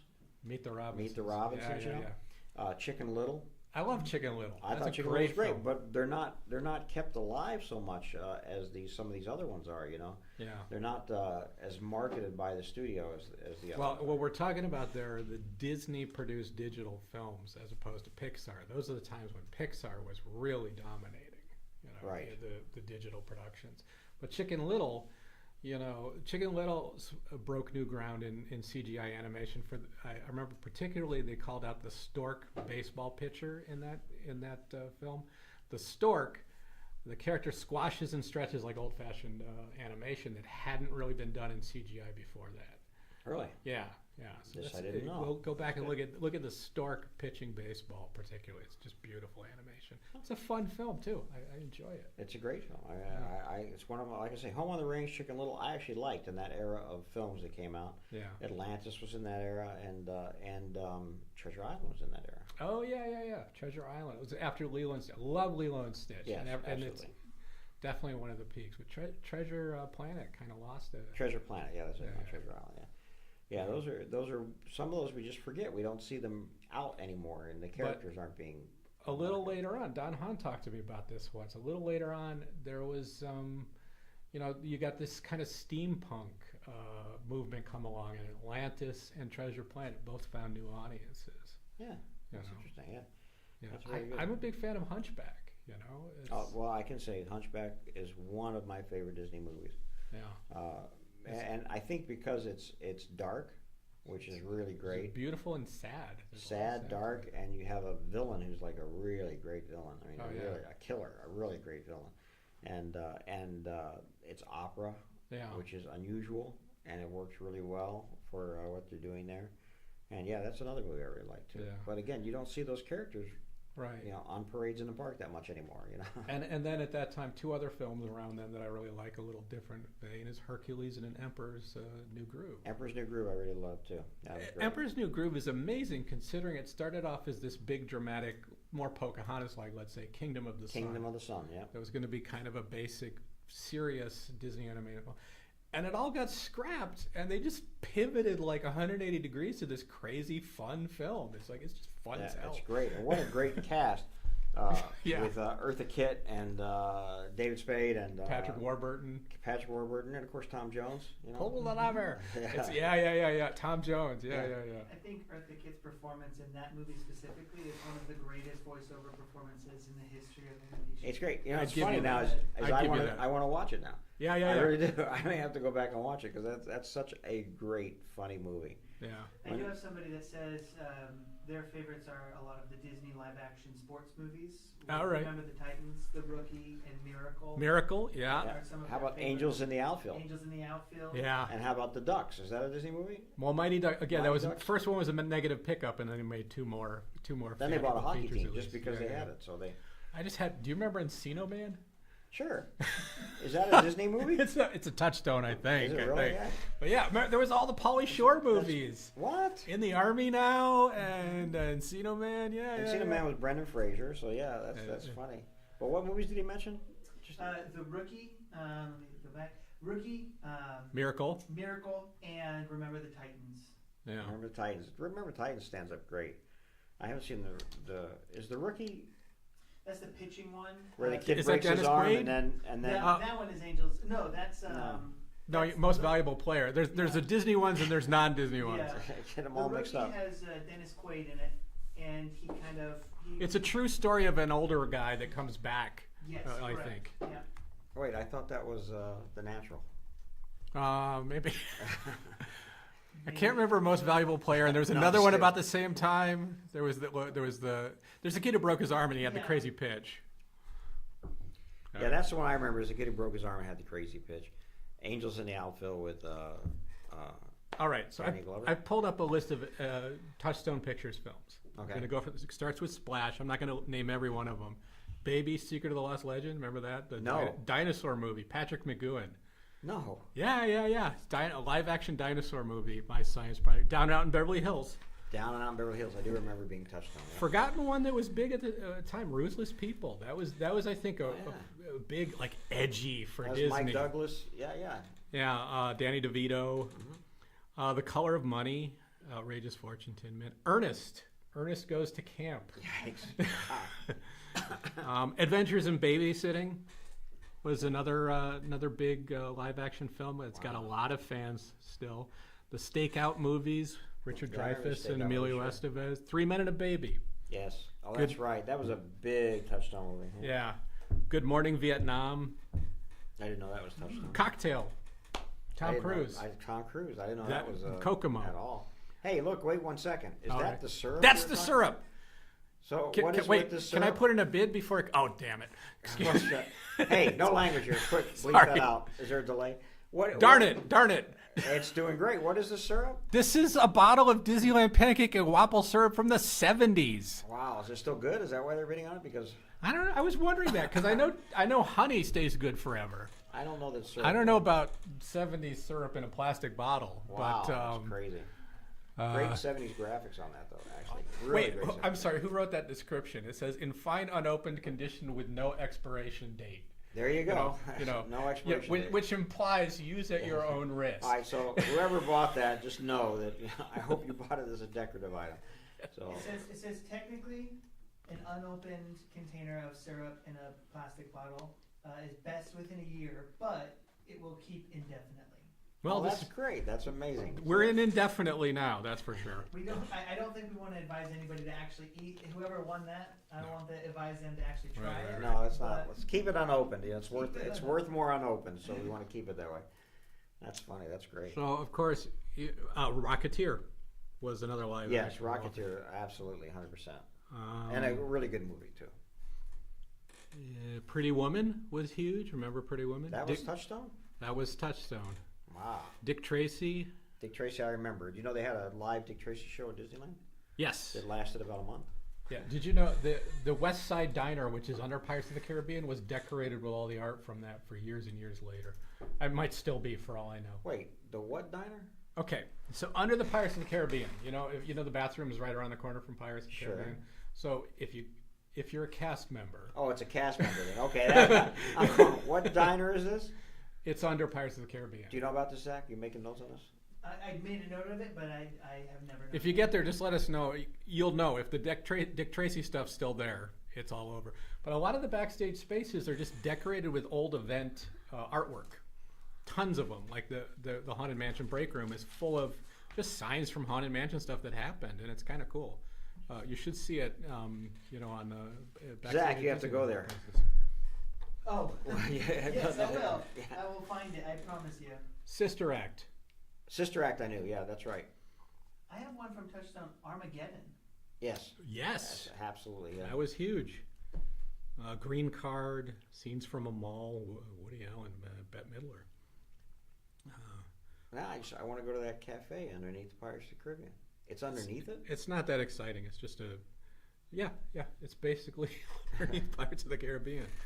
I remember the ceiling outside. You can kind of see the shape of the banks of some stuff. It's very. I'm going to vacillate really quick because you reminded me of this. You know, I realized I've been on the Columbia, the sailing ship, but I didn't know you could go down into the Yeah, ship. we were I just stayed on the deck. Yeah. And apparently I missed the whole adventure down there, right? There's like a seafaring museum, sort of. I never knew this, Yeah, you know, yeah. in the Columbia sailing ship. So next time I go to Disneyland, if it's running, I have to get on that and go down there and look, because we had a prop from it or something in Right, one of the yeah. auctions. Yeah. So and maybe that's in an upcoming auction. That might be in Joel's auction coming up, actually. Ed Wood. Touchstone Pictures. film. Touchstone Pictures. Wow. Johnny Depp. Johnny Depp. Yeah. Jerky Boys, the movie. Nobody knows that. Sorry. Oh, somebody just texted here. I got bad news for you, Zach. The West Side Diner does not exist anymore. Ah. So there you go. Well, it's a fond memory of mine. I'll go there in my mind for sure. Yeah. Well, go there. It might be an empty room full of Dick Tracy memorabilia, just in case. It's true. And, Yeah. you know, sometimes they just shut the door. You never know. That's true. Well, that's like famously in the Sleeping Beauty Castle, the goons were still there in the barrels, decades after. You know about that? Right? No. So I think this is a Kevin and Jody story with David Mumford, but one of the scenes in the cast, there were these barrels with the goon faces inside them, and you'd look through a peephole, and they'd be there making noise or something. And they went and found them back in the 90s and pulled them out. And I think one's at WDI and one's in the archives. Wow. They had just walled up this old scene. And just left everything in there? Yeah. Oh, that's crazy. Yeah. Yeah. Who knows what's hidden over there? Romy and Michelle's high school reunion. I remember it very well. Con Air. One of my favorites, man. Put the bunny in the box. Ah, boy. Kazam. That's what I expected when I said Kazam. Face Off. I remember Face Off too. Wait, yeah. no, that's not. That's a different Face Off. Oh, it's not. It is the Face Off. It's Travolta and It is Travolta and and I didn't Nicolas know that was- Cage. Air Force One. Air Sony Force Pictures, One, yeah. Harrison oh, Ford. internet. So those were international distribution for Disney. So there's films like Popeye is a Disney film overseas and a Paramount film in the U.S.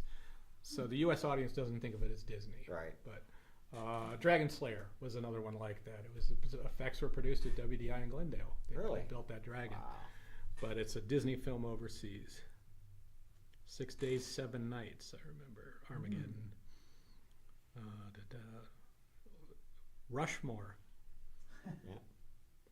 Enemy of the State. These are films that were big. 10 Things I Hate About You. That was a pretty good movie. Yeah. Very good movie. 13th Warrior. Keep going. Deuce Bigelow, Male Gigolo. A classic Disney film. Bicentennial Man. Now, haven't we had props from that? I don't know. That's the Robin Williams is the robot. Robot. Oh yeah. Okay. Boy. High Fidelity is an interesting film at the time. Gone in 60 Seconds. Coyote Ugly. So there's a lot of. We could keep going, but there's a lot of live action films, especially through those other arms. Touched on, and then it all just became Disney at one point, right? When they finally said, "Hey, we don't have to worry about ratings so much." I guess now most of them they're on Disney Plus, and I think they're kind of tagging some stuff as mature. Oh, we're into the Haunted Mansion stuff. Yes, Haunted Mansion stuff, which is always popular. I think, and as you can see, these little Doom buggies are quite popular. Yeah. I love those. I love the Haunted Mansion holiday overlay, and the stuff from the first year is not branded. You know, they don't say Haunted Mansion holiday. They was Nightmare Before Christmas. Yeah. So, but they've come out with so much nice stuff. I wasn't familiar with this piece. That's a pretty piece. Yeah, these are quite popular. This whole line that Jim Shore put out has been a really popular line. We're starting to see more and more of this stuff come in, and That's a nice little piece. yeah, all those anything Nightmare. I think another amazing movie. Actually, if you think about animated movies, that sort of broke some ground for Disney. I think. Yeah, Nightmare produced Before Christmas. produced up in San Francisco. Yep. Was all the stuff, right? And Burton, of course, famously was one of those CalArts guys. Worked on some movies here before he left to do his own thing, and Right. And actually, I think he wrote this book, right? He created the book, The Night Before Christmas. I don't remember exactly how it developed, but yeah, I mean, there was a book. I don't know if that was after the movie, during, before. He did the development work. He was working with Henry Selick. They Right. were doing development on, I forget the title, but there's a lot of development art at the studio for a feature that never came to be. Of course, Tim Burton produced the Vincent short and Frankenweenie. And it wasn't Frankenweenie the one that, like he kind of said he got fired because he made a movie that Disney would never show. Ah. You know, the first live action, the featurette Yes, Frankenweenie. yes. Yeah, that was like his first film, like experimental film almost. I think. Yeah, so he made those before he went off and made Pee-wee's Big Adventure, and got everybody's attention. I mean, I remember I was in film school when Beetlejuice came out, and we were going to see the movie from that guy that made the Pee-wee film. You know, we didn't really know the name Tim Burton yet.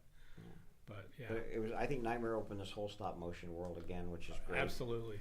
Been so many great films that have come out, not just Disney films, but films in general. And Yeah. what's interesting is we have a client and friend who comes in here all the time that actually is an animator for live action films or for stop motion films. And what he does is animates on paper all the mouth movements. Oh, interesting. Because it comes out smoother that way, and then they scan those, and then they 3D print those from this animation he does, and incredibly makes the mouths move incredibly smooth and things like that. But animation is still around, just hidden in different places, and but it's still there's still work out there for 2D animators. Thank you. Yeah. So Yeah. I think that's pretty cool too. But yeah, so there's a whole live action plethora, as you can see, all coming from Herbie the Love Bug. Who knew? Right. You know, and 20,000 Leagues Under the Sea, Yes. and Treasure Island, Yes. and Mary Poppins, And Reluctant Dragon. and Reluctant Dragon. There you go. Yeah, it's all right there. So that's pretty incredible. Hey guys, it's 1:47. We're going to take a break, and we'll be back. We got about a little less than 200 lots to go. You guys are doing great, and I appreciate it. If you have any questions, feel free to send them to us, and we'll be back in about 15 minutes. Right.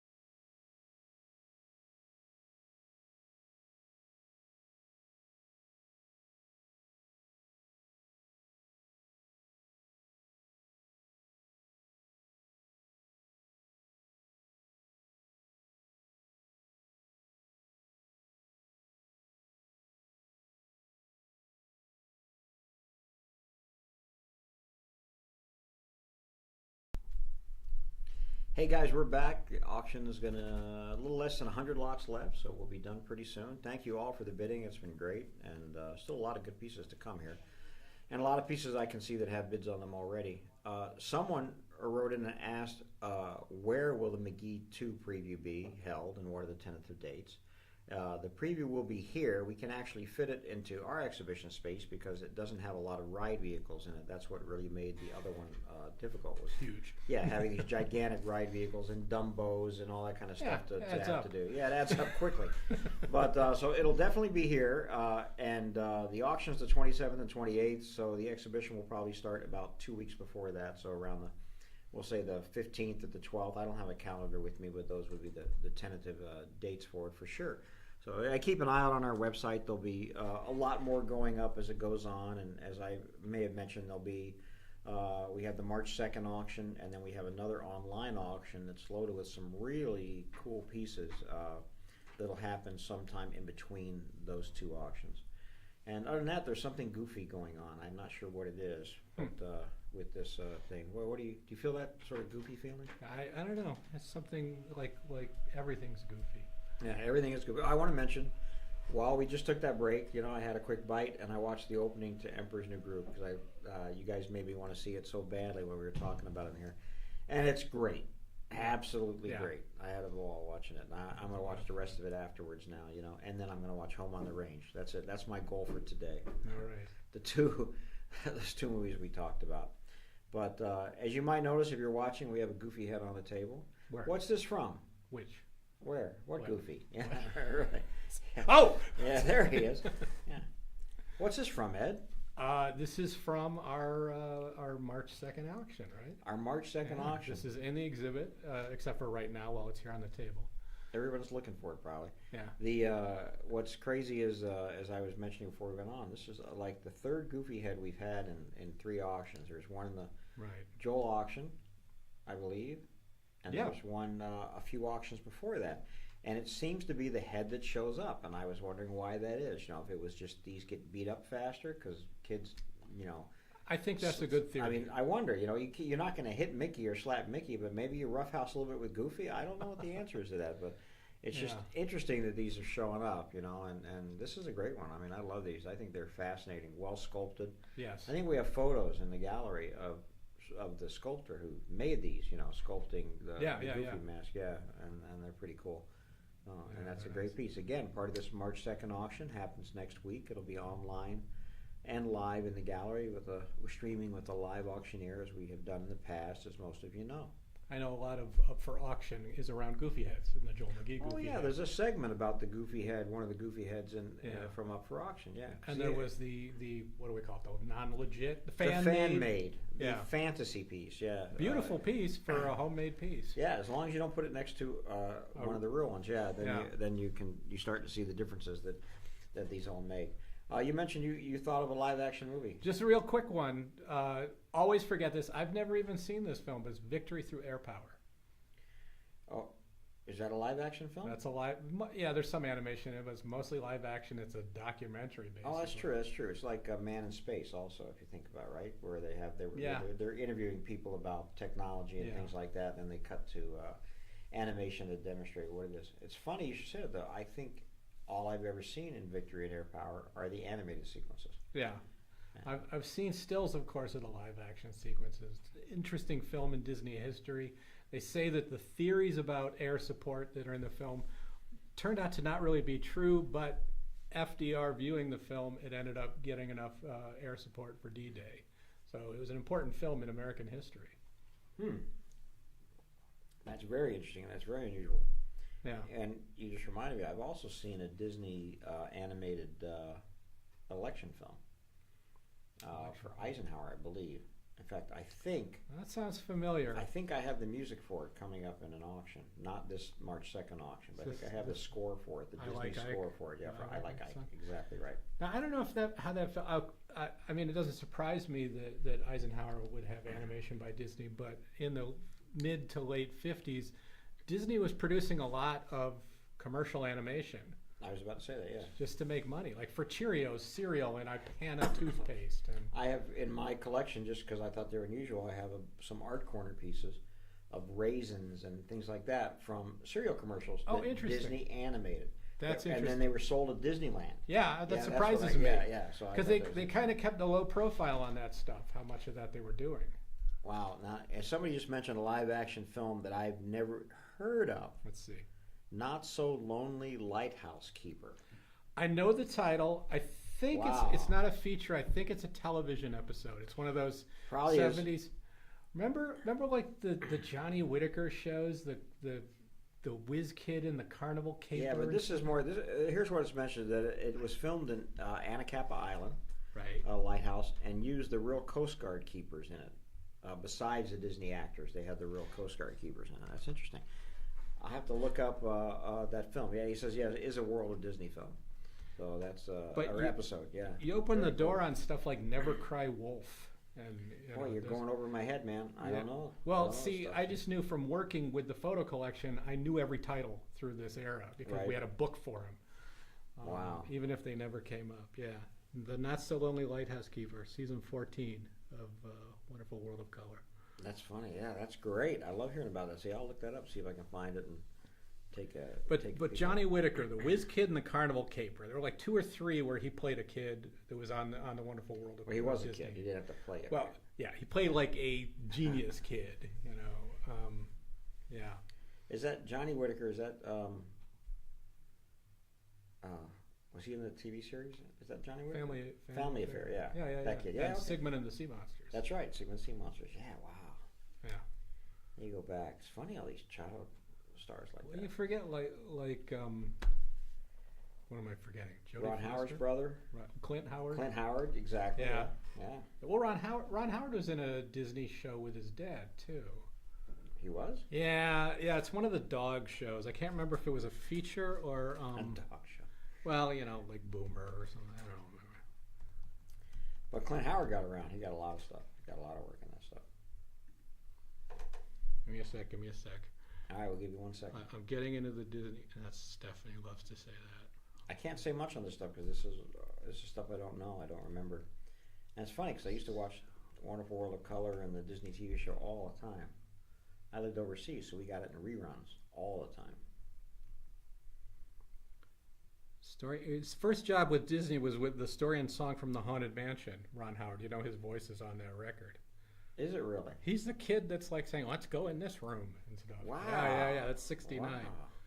Wow. The Wild Country. He was a Disney film in 1970, The Wild Country, which I can't tell you anything about it, but that Ron was in it with his dad. Wow. Yeah. Somebody sent me a link to an article about the Not So Lonely Lighthouse Keepers that I'll have to look up when I All right. get here and read about it. That's very interesting. Maybe Very we cool. can find some props from it. We can. A lighthouse at the very least would Yeah. be cool, you know. So that'll be very cool. You know, I was thinking about this Goofy head. We have had a Mickey head in the past, I think, and Just recently. yeah, that's was right, that just part of recently. Joel's? And I had a Pinocchio head once, Hmm. but one of my friends who's a collector has a Pete head, peg-leg Pete head.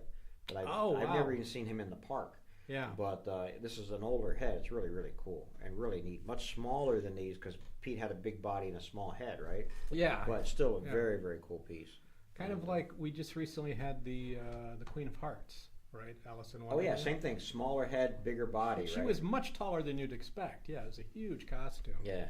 And you know, the other head we have in this March 2nd auction is that gorilla that we had a hard time figuring out. Really tough. That was a show when you identified it. I had even forgot that show existed when California Adventure opened. And there's a live show in California Adventure called Steps in Time. Yes.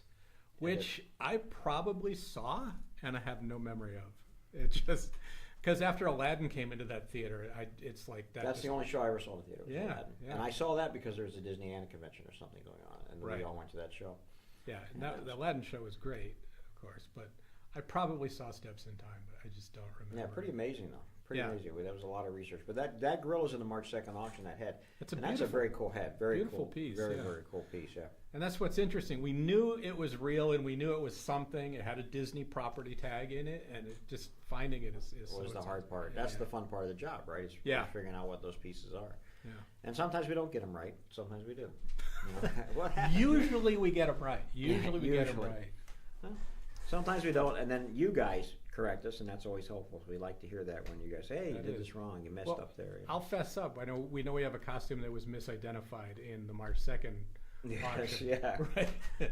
If you have the March 2nd catalog, folks, there's a costume in it that we identified as being from Pirates of the Caribbean, which is actually from Snow White's Mine Train. Or the Seven Dwarfs Mine Train. And I think what threw everybody off was that the socks were from Pirates of the Yeah, Caribbean. it was paired with pirate socks. Yeah. And so when the auction comes, we have the core agenda, it's called, and we say, hey, we're wrong about this. And if you're looking at the online catalog, it's already been fixed. Right. It's just in the wrong place. It's in with pirate stuff when it's from fantasy. Well, the land. socks are in the right place. The socks are in the right place, and that's all that counts, I guess, with the socks.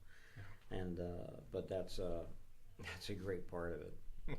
So now I'm really excited about Emperor's New Groove, and now I'm going to look up this Lighthouse episode. Not So Lonely Lighthouse. Yeah, I'm sure there's more like that I just don't. Seems there was recall. this moose. That's a Disney title. Oh, and another live action film I loved when I was a kid was The Incredible Journey. Oh yeah, yeah. I forgot all about that. Oh, and The Darby original O'Gill. one. We didn't even mention Darby O'Gill. Oh my and God, Sean the Connery. Mobile. Go figure. Yeah, that was great. I know. I'm not going to tell this story because Carrie Ann keeps complaining we tell stories that I already told here. But I think we talked about before how James Bond, he got cast as James Bond because of Darby O'Gill. I don't remember that story. Yeah, that's what Carrie Ann's complaining about, and I'm going to mention it again because she keeps complaining. I don't listen that often. All right. But to you anyway, so that's probably why I didn't hear the story. But no, that's great. I think that's great. And we have, is that in March 2nd auction, the Darby O'Gill book? Yes, I'm pretty sure it is. In the March 2nd auction. That was really cool. Yeah, there's a little book. I don't know if it was a premium or what, but it's a book supposedly written by leprechauns. And Yeah, it's in leprechaun size. And it talks about Darby O'Gill, and it's just really, really cool piece. But I'll find it in the catalog. yeah, but that's a great live action movie. Actually, I remember that one as a kid really, really well. Well, and the practical effects of it are incredible. Well, that's a sort of a Babes in Toyland effect, that they use when they Yeah. made everybody small, and that which was. Well, it was. I mean, in that film, there's forgot that live action movie too. That was all shot in camera. It was not an effect. They did not, miniaturize people and do double exposures. You know that. In which one? Darby O'Gill. No, are you sure? Well, then how Yes. they do it? Well, we'll let's talk about this in a later auction. Okay. 'Cause we'll want to put up a still from it. I can tell you. But basically, you'd have Darby O'Gill very close to the camera. Like when he walks through the room full of the leprechauns, he's elevated about 3 stories on a platform, which is the path in the middle of the leprechauns. And the whole soundstage is full of the leprechauns down and behind him about 20, 30 feet. One camera shot. The lighting to have them all lit the same to match him is an incredible amount of power. Wow. One shot. It's the elf effect, if you look right? at it very carefully, you'll get it. And but yeah, it was all like forced perspective and just using lighting and when even in I Captured the King of the Leprechauns, when Walt's leaning against the wall and looking at King Brian, they're really there, and King Brian is 20 feet behind them. Oh, You get what I'm funny. saying? It's beautiful stuff. Inner Space used the same effects for some of the. Well, they did it in Elf. I know they did that in Elf. Right. Also, Yeah, same stuff. Yeah. Characters in Inner Space, characters are shrunk down 50%, and they're in a car in the back seat, but they put them, 18 feet behind them to look like. Wow. It's amazing stuff. Who knew? I didn't know that. See, I learned something every day. I thought that was all camera effect. That's funny. A movie that I used to watch when I was a kid that now that I'm doing a little more research, it seems to have been what did you call it? A negative Pickup. pickup was a movie called Heavyweights. Heavyweights is okay. That's about the camp, right? Yes. For overweight kids. Yes. Which Michael Eisner always said he had he really kind of pushed that film, and he said it was because he was a big kid when he was young, and he liked it. And you'll see he did the live intros on TV for it and stuff. Oh, Yeah. I've never seen it, but it was in that era of It was written by Judd Apatow, who is now a pretty prolific comedic writer. Right. Sure. But I remember watching it when I was younger and thought that it was just fantastic. That's cool. Well, that's what sometimes when we call them these B live action films, and when you're a kid, sometimes that's the best film in the world. Oh, yeah. When you see them the first time. I remember when I was a kid. So I was a kid when the Shaggy DA came out, which was the sequel to the Holy Shaggy cow, Dog, right. where Dean Jones plays the role that was originated by Tommy Kirk. And I was amazed that there was a new movie based on an old one. Like that was, and we went and saw that in the theater. And of course, smartly, they showed the Shaggy Dog on Wonderful World of Disney 2 Sunday nights in a row. You know, Smart, yeah, to lead into it, yeah. to get me to go buy a ticket. And my grandfather. Fine. That's great. I'm still looking for the Darby O'Gill book. It's in there somewhere. I know. Sure. If you have your catalog, you'll find it. It's a great faster piece. than me, probably. Yeah, probably. That's an excellent piece. Oh yeah. So another one we're forgetting, Pete's Dragon. Yes. Someone just mentioned that, and that's great. There we go. In fact, I can't. If I hold it over here, is it going to be on the other shelf? what lot number is that? That is lot number 182. 182 Go ahead in the catalog. Go ahead and go to this one here. All right. Yeah, there you we'll go. see how. And then we'll just transition over. Wow. Let's see. There we go. Carrie Ann's gonna love that. Okay, anyways. Wow. Yeah, but Pete's Dragon, Ken Anderson. I have in my collection a pastel that Ken wrote. This is my first sort of attempt of drawing Pete or Elliot. Elliot, yeah. And it's this big pastel of this dragon smoking a cigarette. Wow. But if that's his first attempt on Elliot, that was the first of many. He drew. Yeah. This is Elliot a but lot. that's great. Yeah, I forgot all about Pete's Dragon. That's another one that just sort of Mickey Rooney and stuff, and that was actually not a bad movie. Yeah. And those cells of Elliot from the animation side always have sold great, and that's the only animated character in the entire film, right? Right. And so that's crazy. Very, very cool. Another one that's kind of gotten quite a bit of a cult following from when I was younger was Hocus Pocus. Yes. It wasn't well received when it came out, mainly because it came out in July. Right. But nowadays, my particular age range is obsessed with Hocus Pocus. Yeah. Well, they just did a sequel, right? They did. Yeah. That's funny. Yeah, that was. I enjoyed that film. I was there when that came out. I remember seeing it at an employee screening and just loved it. Yeah. And I bet we talked about this before. I'm sorry, but Carrie Ann's in my head, and I'm going to keep saying her name. Yeah. But in Hocus Pocus, there is a Tron costume in the Halloween scenes. Oh, When the adults are having the Halloween party in the gym, they grabbed every costume they could out of the studio library. Wow. Which there was a massive wardrobe library over in Glendale. And of course, there were about 15 feet of Tron costumes on a rack back then. So you'll see one guy there in the real world, the Tron costume is white with black lines. Mm-hmm. So you'll see a Tron or a Rom, Gee, I hope he kept it. Yeah. Somebody else just mentioned Johnny Tremaine.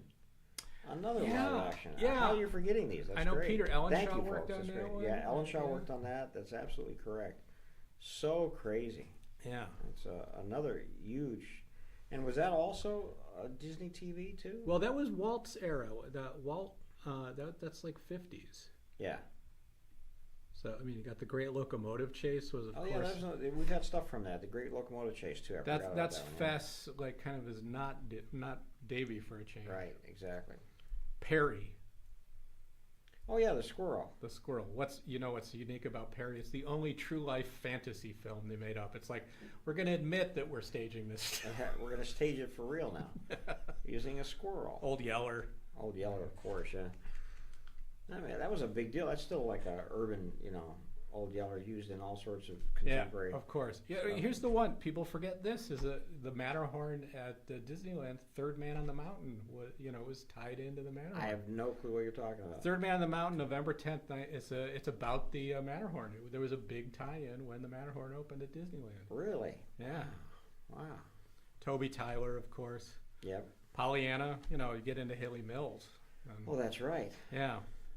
Wow. She had a twin, Twin? Identicals, yeah. I didn't know that. I know she had an older On sister. the TV show, she had. Oh, that's the Parent Trap. Parent Trap. So that's funny how many there's more live actions than we think, I mean, honestly. Yeah. Well, there's films nobody remembers like Moon Pilot, which I agree. I still don't remember. Yeah. And completely gone. Someone mentioned, going back to Pete's Dragon, that the lighthouse in the film, which is modeled off of a real lighthouse in Maine, is also very similar to the lighthouse in the Storybook Land queue, which used to be the ticket booth there, because Ken Anderson designed both. Oh, interesting. Yeah. So there you go. I know that for that film they built like the waterfront the town was built at the studio lot, so a lot of that was filmed there. Yeah. So much stuff. There's not much of that lot left, is there? Or is there still a lot I back don't there? think Is there so. a back lot back there? I haven't been back there in quite some time. I think it's all production buildings now. Yeah, I haven't been there in a long time. There's not a lot of back lots in LA anymore, except maybe, of course, Universal always has their back lot. Yeah. But that's Warner Brothers has Warner Brothers has a back lot, and Sony, I think, has a back lot. Yeah. So, Oh, Paramount does too. I think they use those. So everybody has back lots. Forget I said anything about it. There are a lot of back lots. There's a lot of back lots in the city. Yeah. Everything's soundstage now, I think. So that's pretty amazing. But yeah, it looks like Disney did a lot of Disney live action movies that I forgot about. So you guys brought them back. You know, it's funny. We remember all the animated ones, of course. We know every animated film he did. You can list them, right? But when it comes to live actions, there's so many, and they just came out so fast. You know. Well, here's something I'll tell you. I know that keeping track on a list, The Lion King was the 300th feature film released by Disney. 300 feature film, counting all the live action not and animation. animated films. Yeah. But it's about what 25 of the animated. No, it's more than that, I think, but it's still. It's still. Let's say this: it's under 50, right? Yeah. So definitely. for sure. And I think that goes back to what we were saying, that these animated films take so long to make and are so take up so much cost that they take years and years and years to make. So you just. Well, we famously heard of films that were in development. $20 million was spent on development of a film that never was released. You know, The Wild. That was fairly recent. Yeah, they did, but yet as you say, the live actions, they could just churn them out. Yeah, and that's just a script and some actors. What else do you need, right? Yeah. You don't need a bunch of artists drawing things. That's what's causing it. And you will see how many live actions they're putting out now. It's just crazy. It's a good magazine. Oh, I thought that was the record album for a second. It's the cover from the record album. Yeah, Lot 552. That is the cover from the record album. Yeah. Again, the record album, is that the one that has Ron Howard on it? Yeah, I think that's the same. I have to. Yeah, you'll get it right away. It's just Opie going, gee, maybe we should get out of here.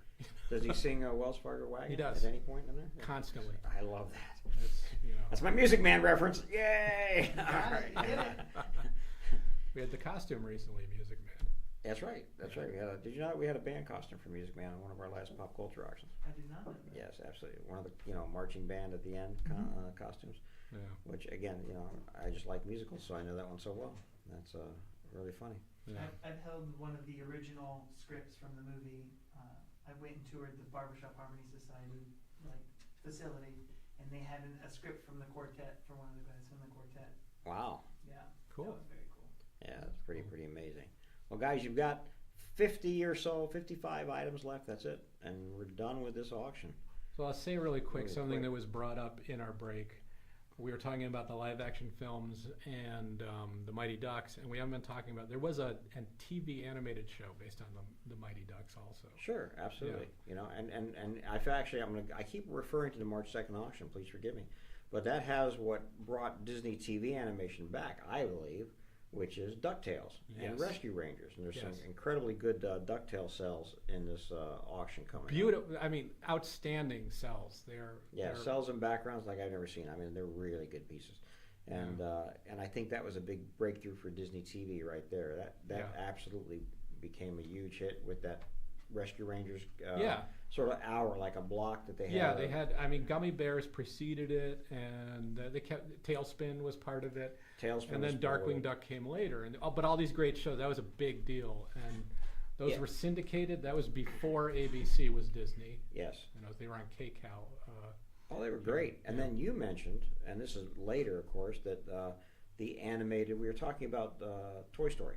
Yes. And you mentioned something yesterday about the animated Toy Story. I don't know how we got on that subject. What's about which? And the animated Buzz Lightyear. And there was a TV. Yeah. So it's basic. I don't think it's on Disney Plus, but there was a 2D animated show. I remember. Part of this that was Buzz Lightyear of Star Command. Yeah.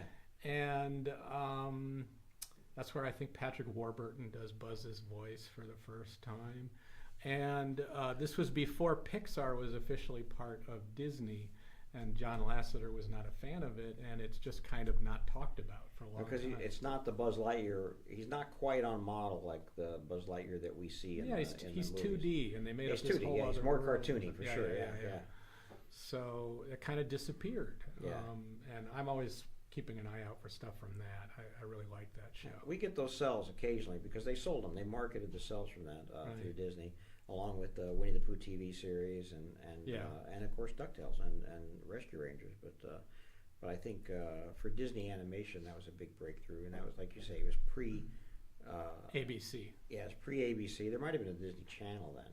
Yeah, there was definitely Disney Channel since the 80s. Yeah. But that was a great transition for them into TV. And that kind of preceded, there was one Saturday morning was on ABC. That's when Disney kind of became Saturday morning animation. And you had these great shows like Recess and Pepper Ann. Sure. They were Disney produced. Oh, later. It's interesting though if you think about it. Well, companies like Warner Brothers and many other companies had all these. Hanna-Barbera had like Saturday morning in the 60s and 70s. That was all they had. But Disney never jumped into that bandwagon, at all. I wonder what the thought was behind that. Why they didn't do that? I don't know. Because they had a library of characters they could have used in TV animation then. Interesting. I wonder why they didn't do that. Now I have to look into that. That might be a story. Got to look at, there were two original Disney TV animated projects. One was Fluppy Dogs. Do you know about Fluppy Dogs? I don't know anything about Fluffy. Floppy Dogs. Fluffy like fluffy, but with peas. With peas, yeah. Okay. And I think the other one, unless I'm forgetting one, the other one was the Wuzzles. You must have seen some Wuzzles stuff. Sure, Wuzzle stuff just around. In fact, in the March 2nd auction, we have a whole. This was not a setup. No, it wasn't.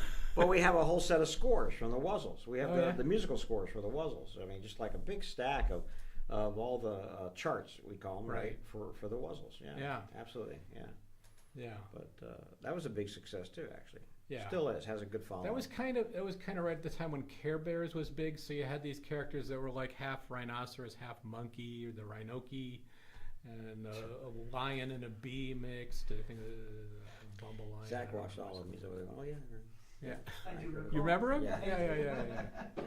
I grew up It was, with those, like in my head. It's Floppy Dogs and Wuzzles, and then Gummy Bears.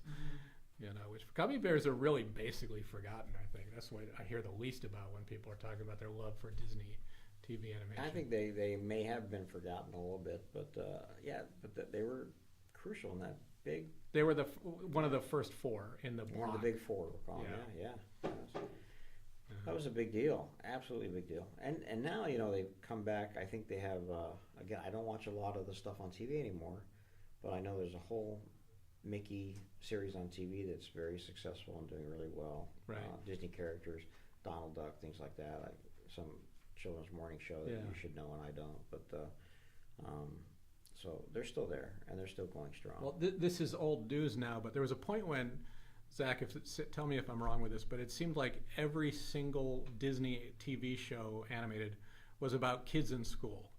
You had Teacher's Pet, you had Recess, you had... There was a solid moment, and I think Recess kind of led that. It was definitely the most popular of them. Don't get wrong, I loved Recess. That was a great show. And if they made a new movie, I'd watch it. You know? But they were all set in school. So Phineas Ferb was almost groundbreaking. And it starts with, isn't the first line of the song like there's 120 days of summer? And it's like we're not your typical Disney TV animated show. Yeah, but that's not a new show now, That's been around for about 15 years. Oh yeah. Yeah. That's amazing. That's pretty good. We're running down, guys. We're at 5. What is that? 5. I can't see it. 567. 40 auction, 40 pieces left, and that's it. And this is the kind of stuff, I think these are all great deals you're coming into now. $10 items, $20 items, $30 items, really, really good prices. It's your chance to get several items for far less than you would get them for individually. That's just the basic rule of thumb when you're buying these lots.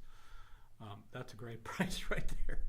Someone's getting a good deal. Sure. No, there's a couple hidden treasures coming up here. I can see them. So that's this is the time when I would be watching the auction pretty heavily. I think you can get into some decent pieces for sure, and see what's coming up. I'm curious. I'm going to speak ahead a little bit here. Left 572, the Muhammad Ali signed biography.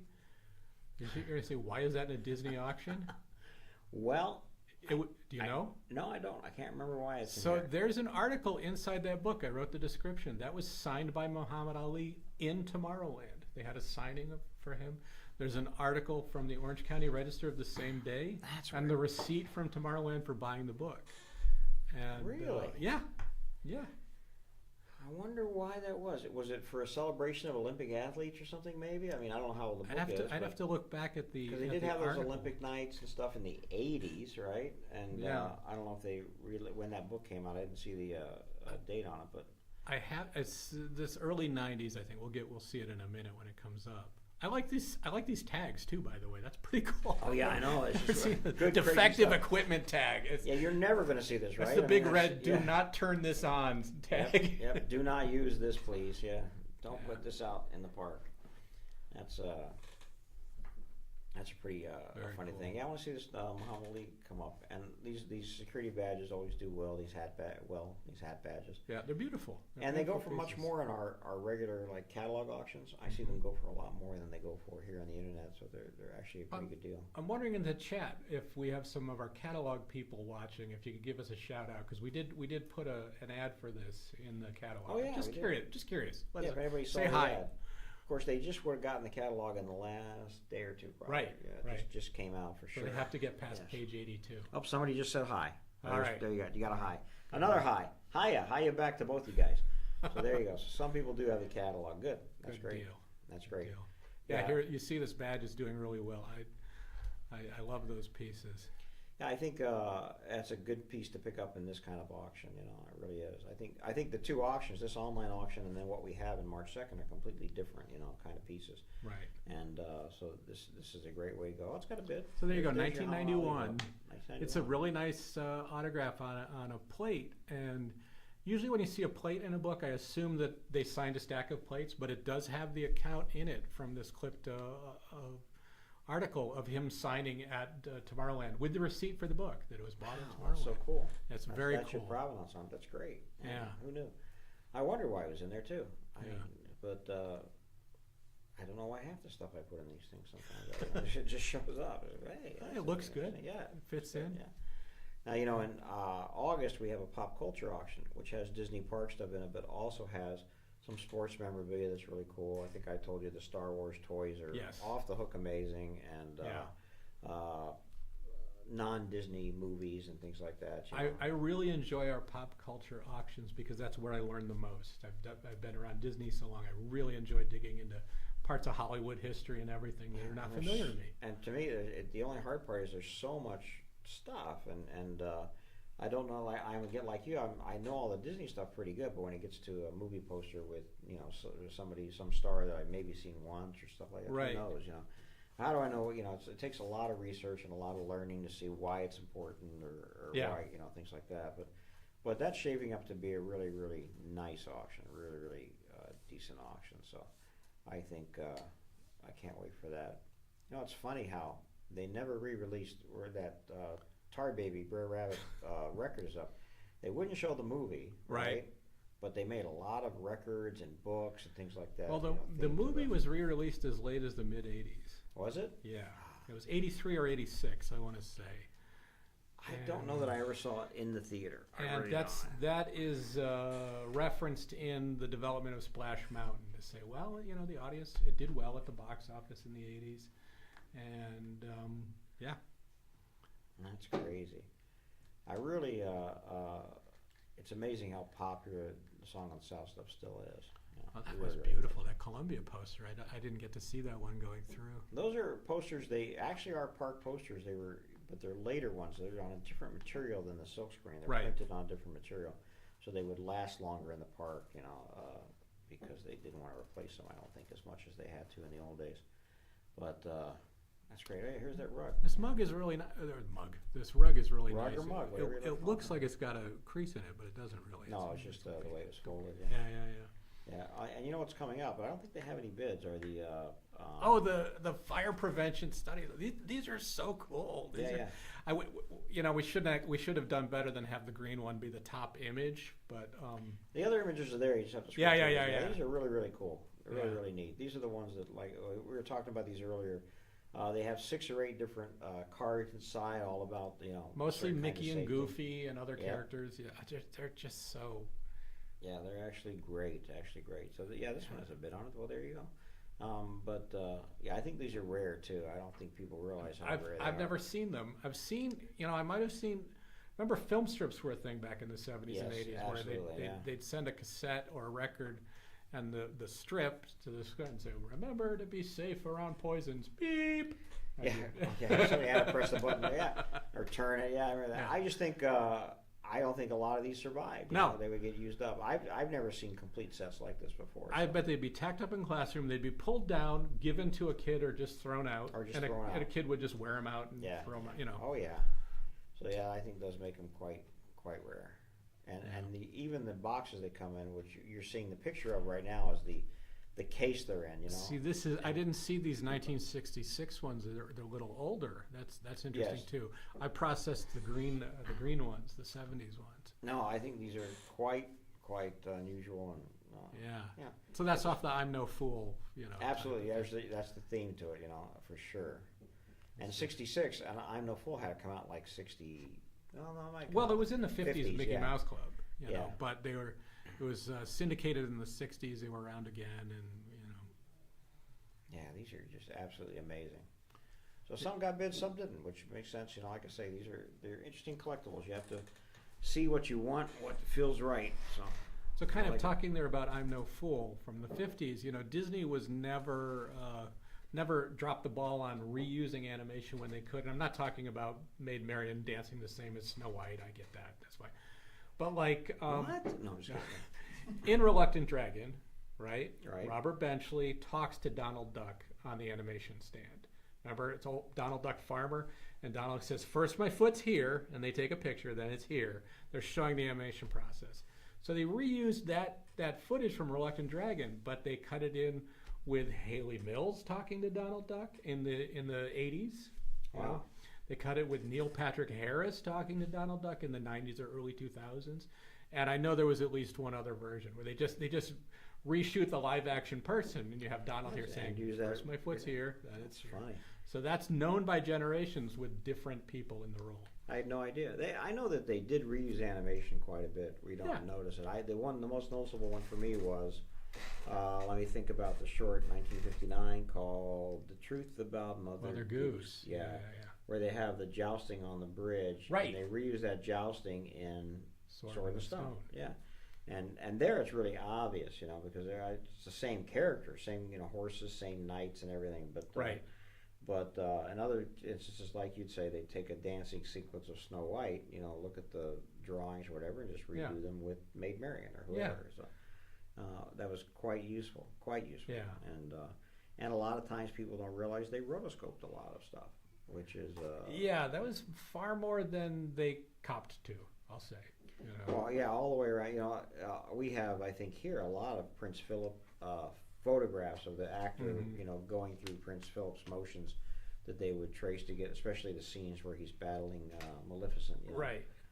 Yeah, we've seen the stills of that. That's on the Yeah. DVD release of Yes, the and we have a stills from bunch of those stills here. Well, one thing, I remember talking with feature animation people about that once, and they said some of the most useful live reference footage is, you got to think about this, when you have a really long shot of Philip talks to his dad and rides away, and you have this really long shot of his father, I can't remember if it was Stefan or the other one, it's the other one, the king turns back in the door and walks away, and it's animated about an inch tall. And getting realistic movement on that size animated figure using the live action photography helps with the pacing of it. Wow. If you think about it, it'd be very hard to draw that to the right kind of speed and stuff.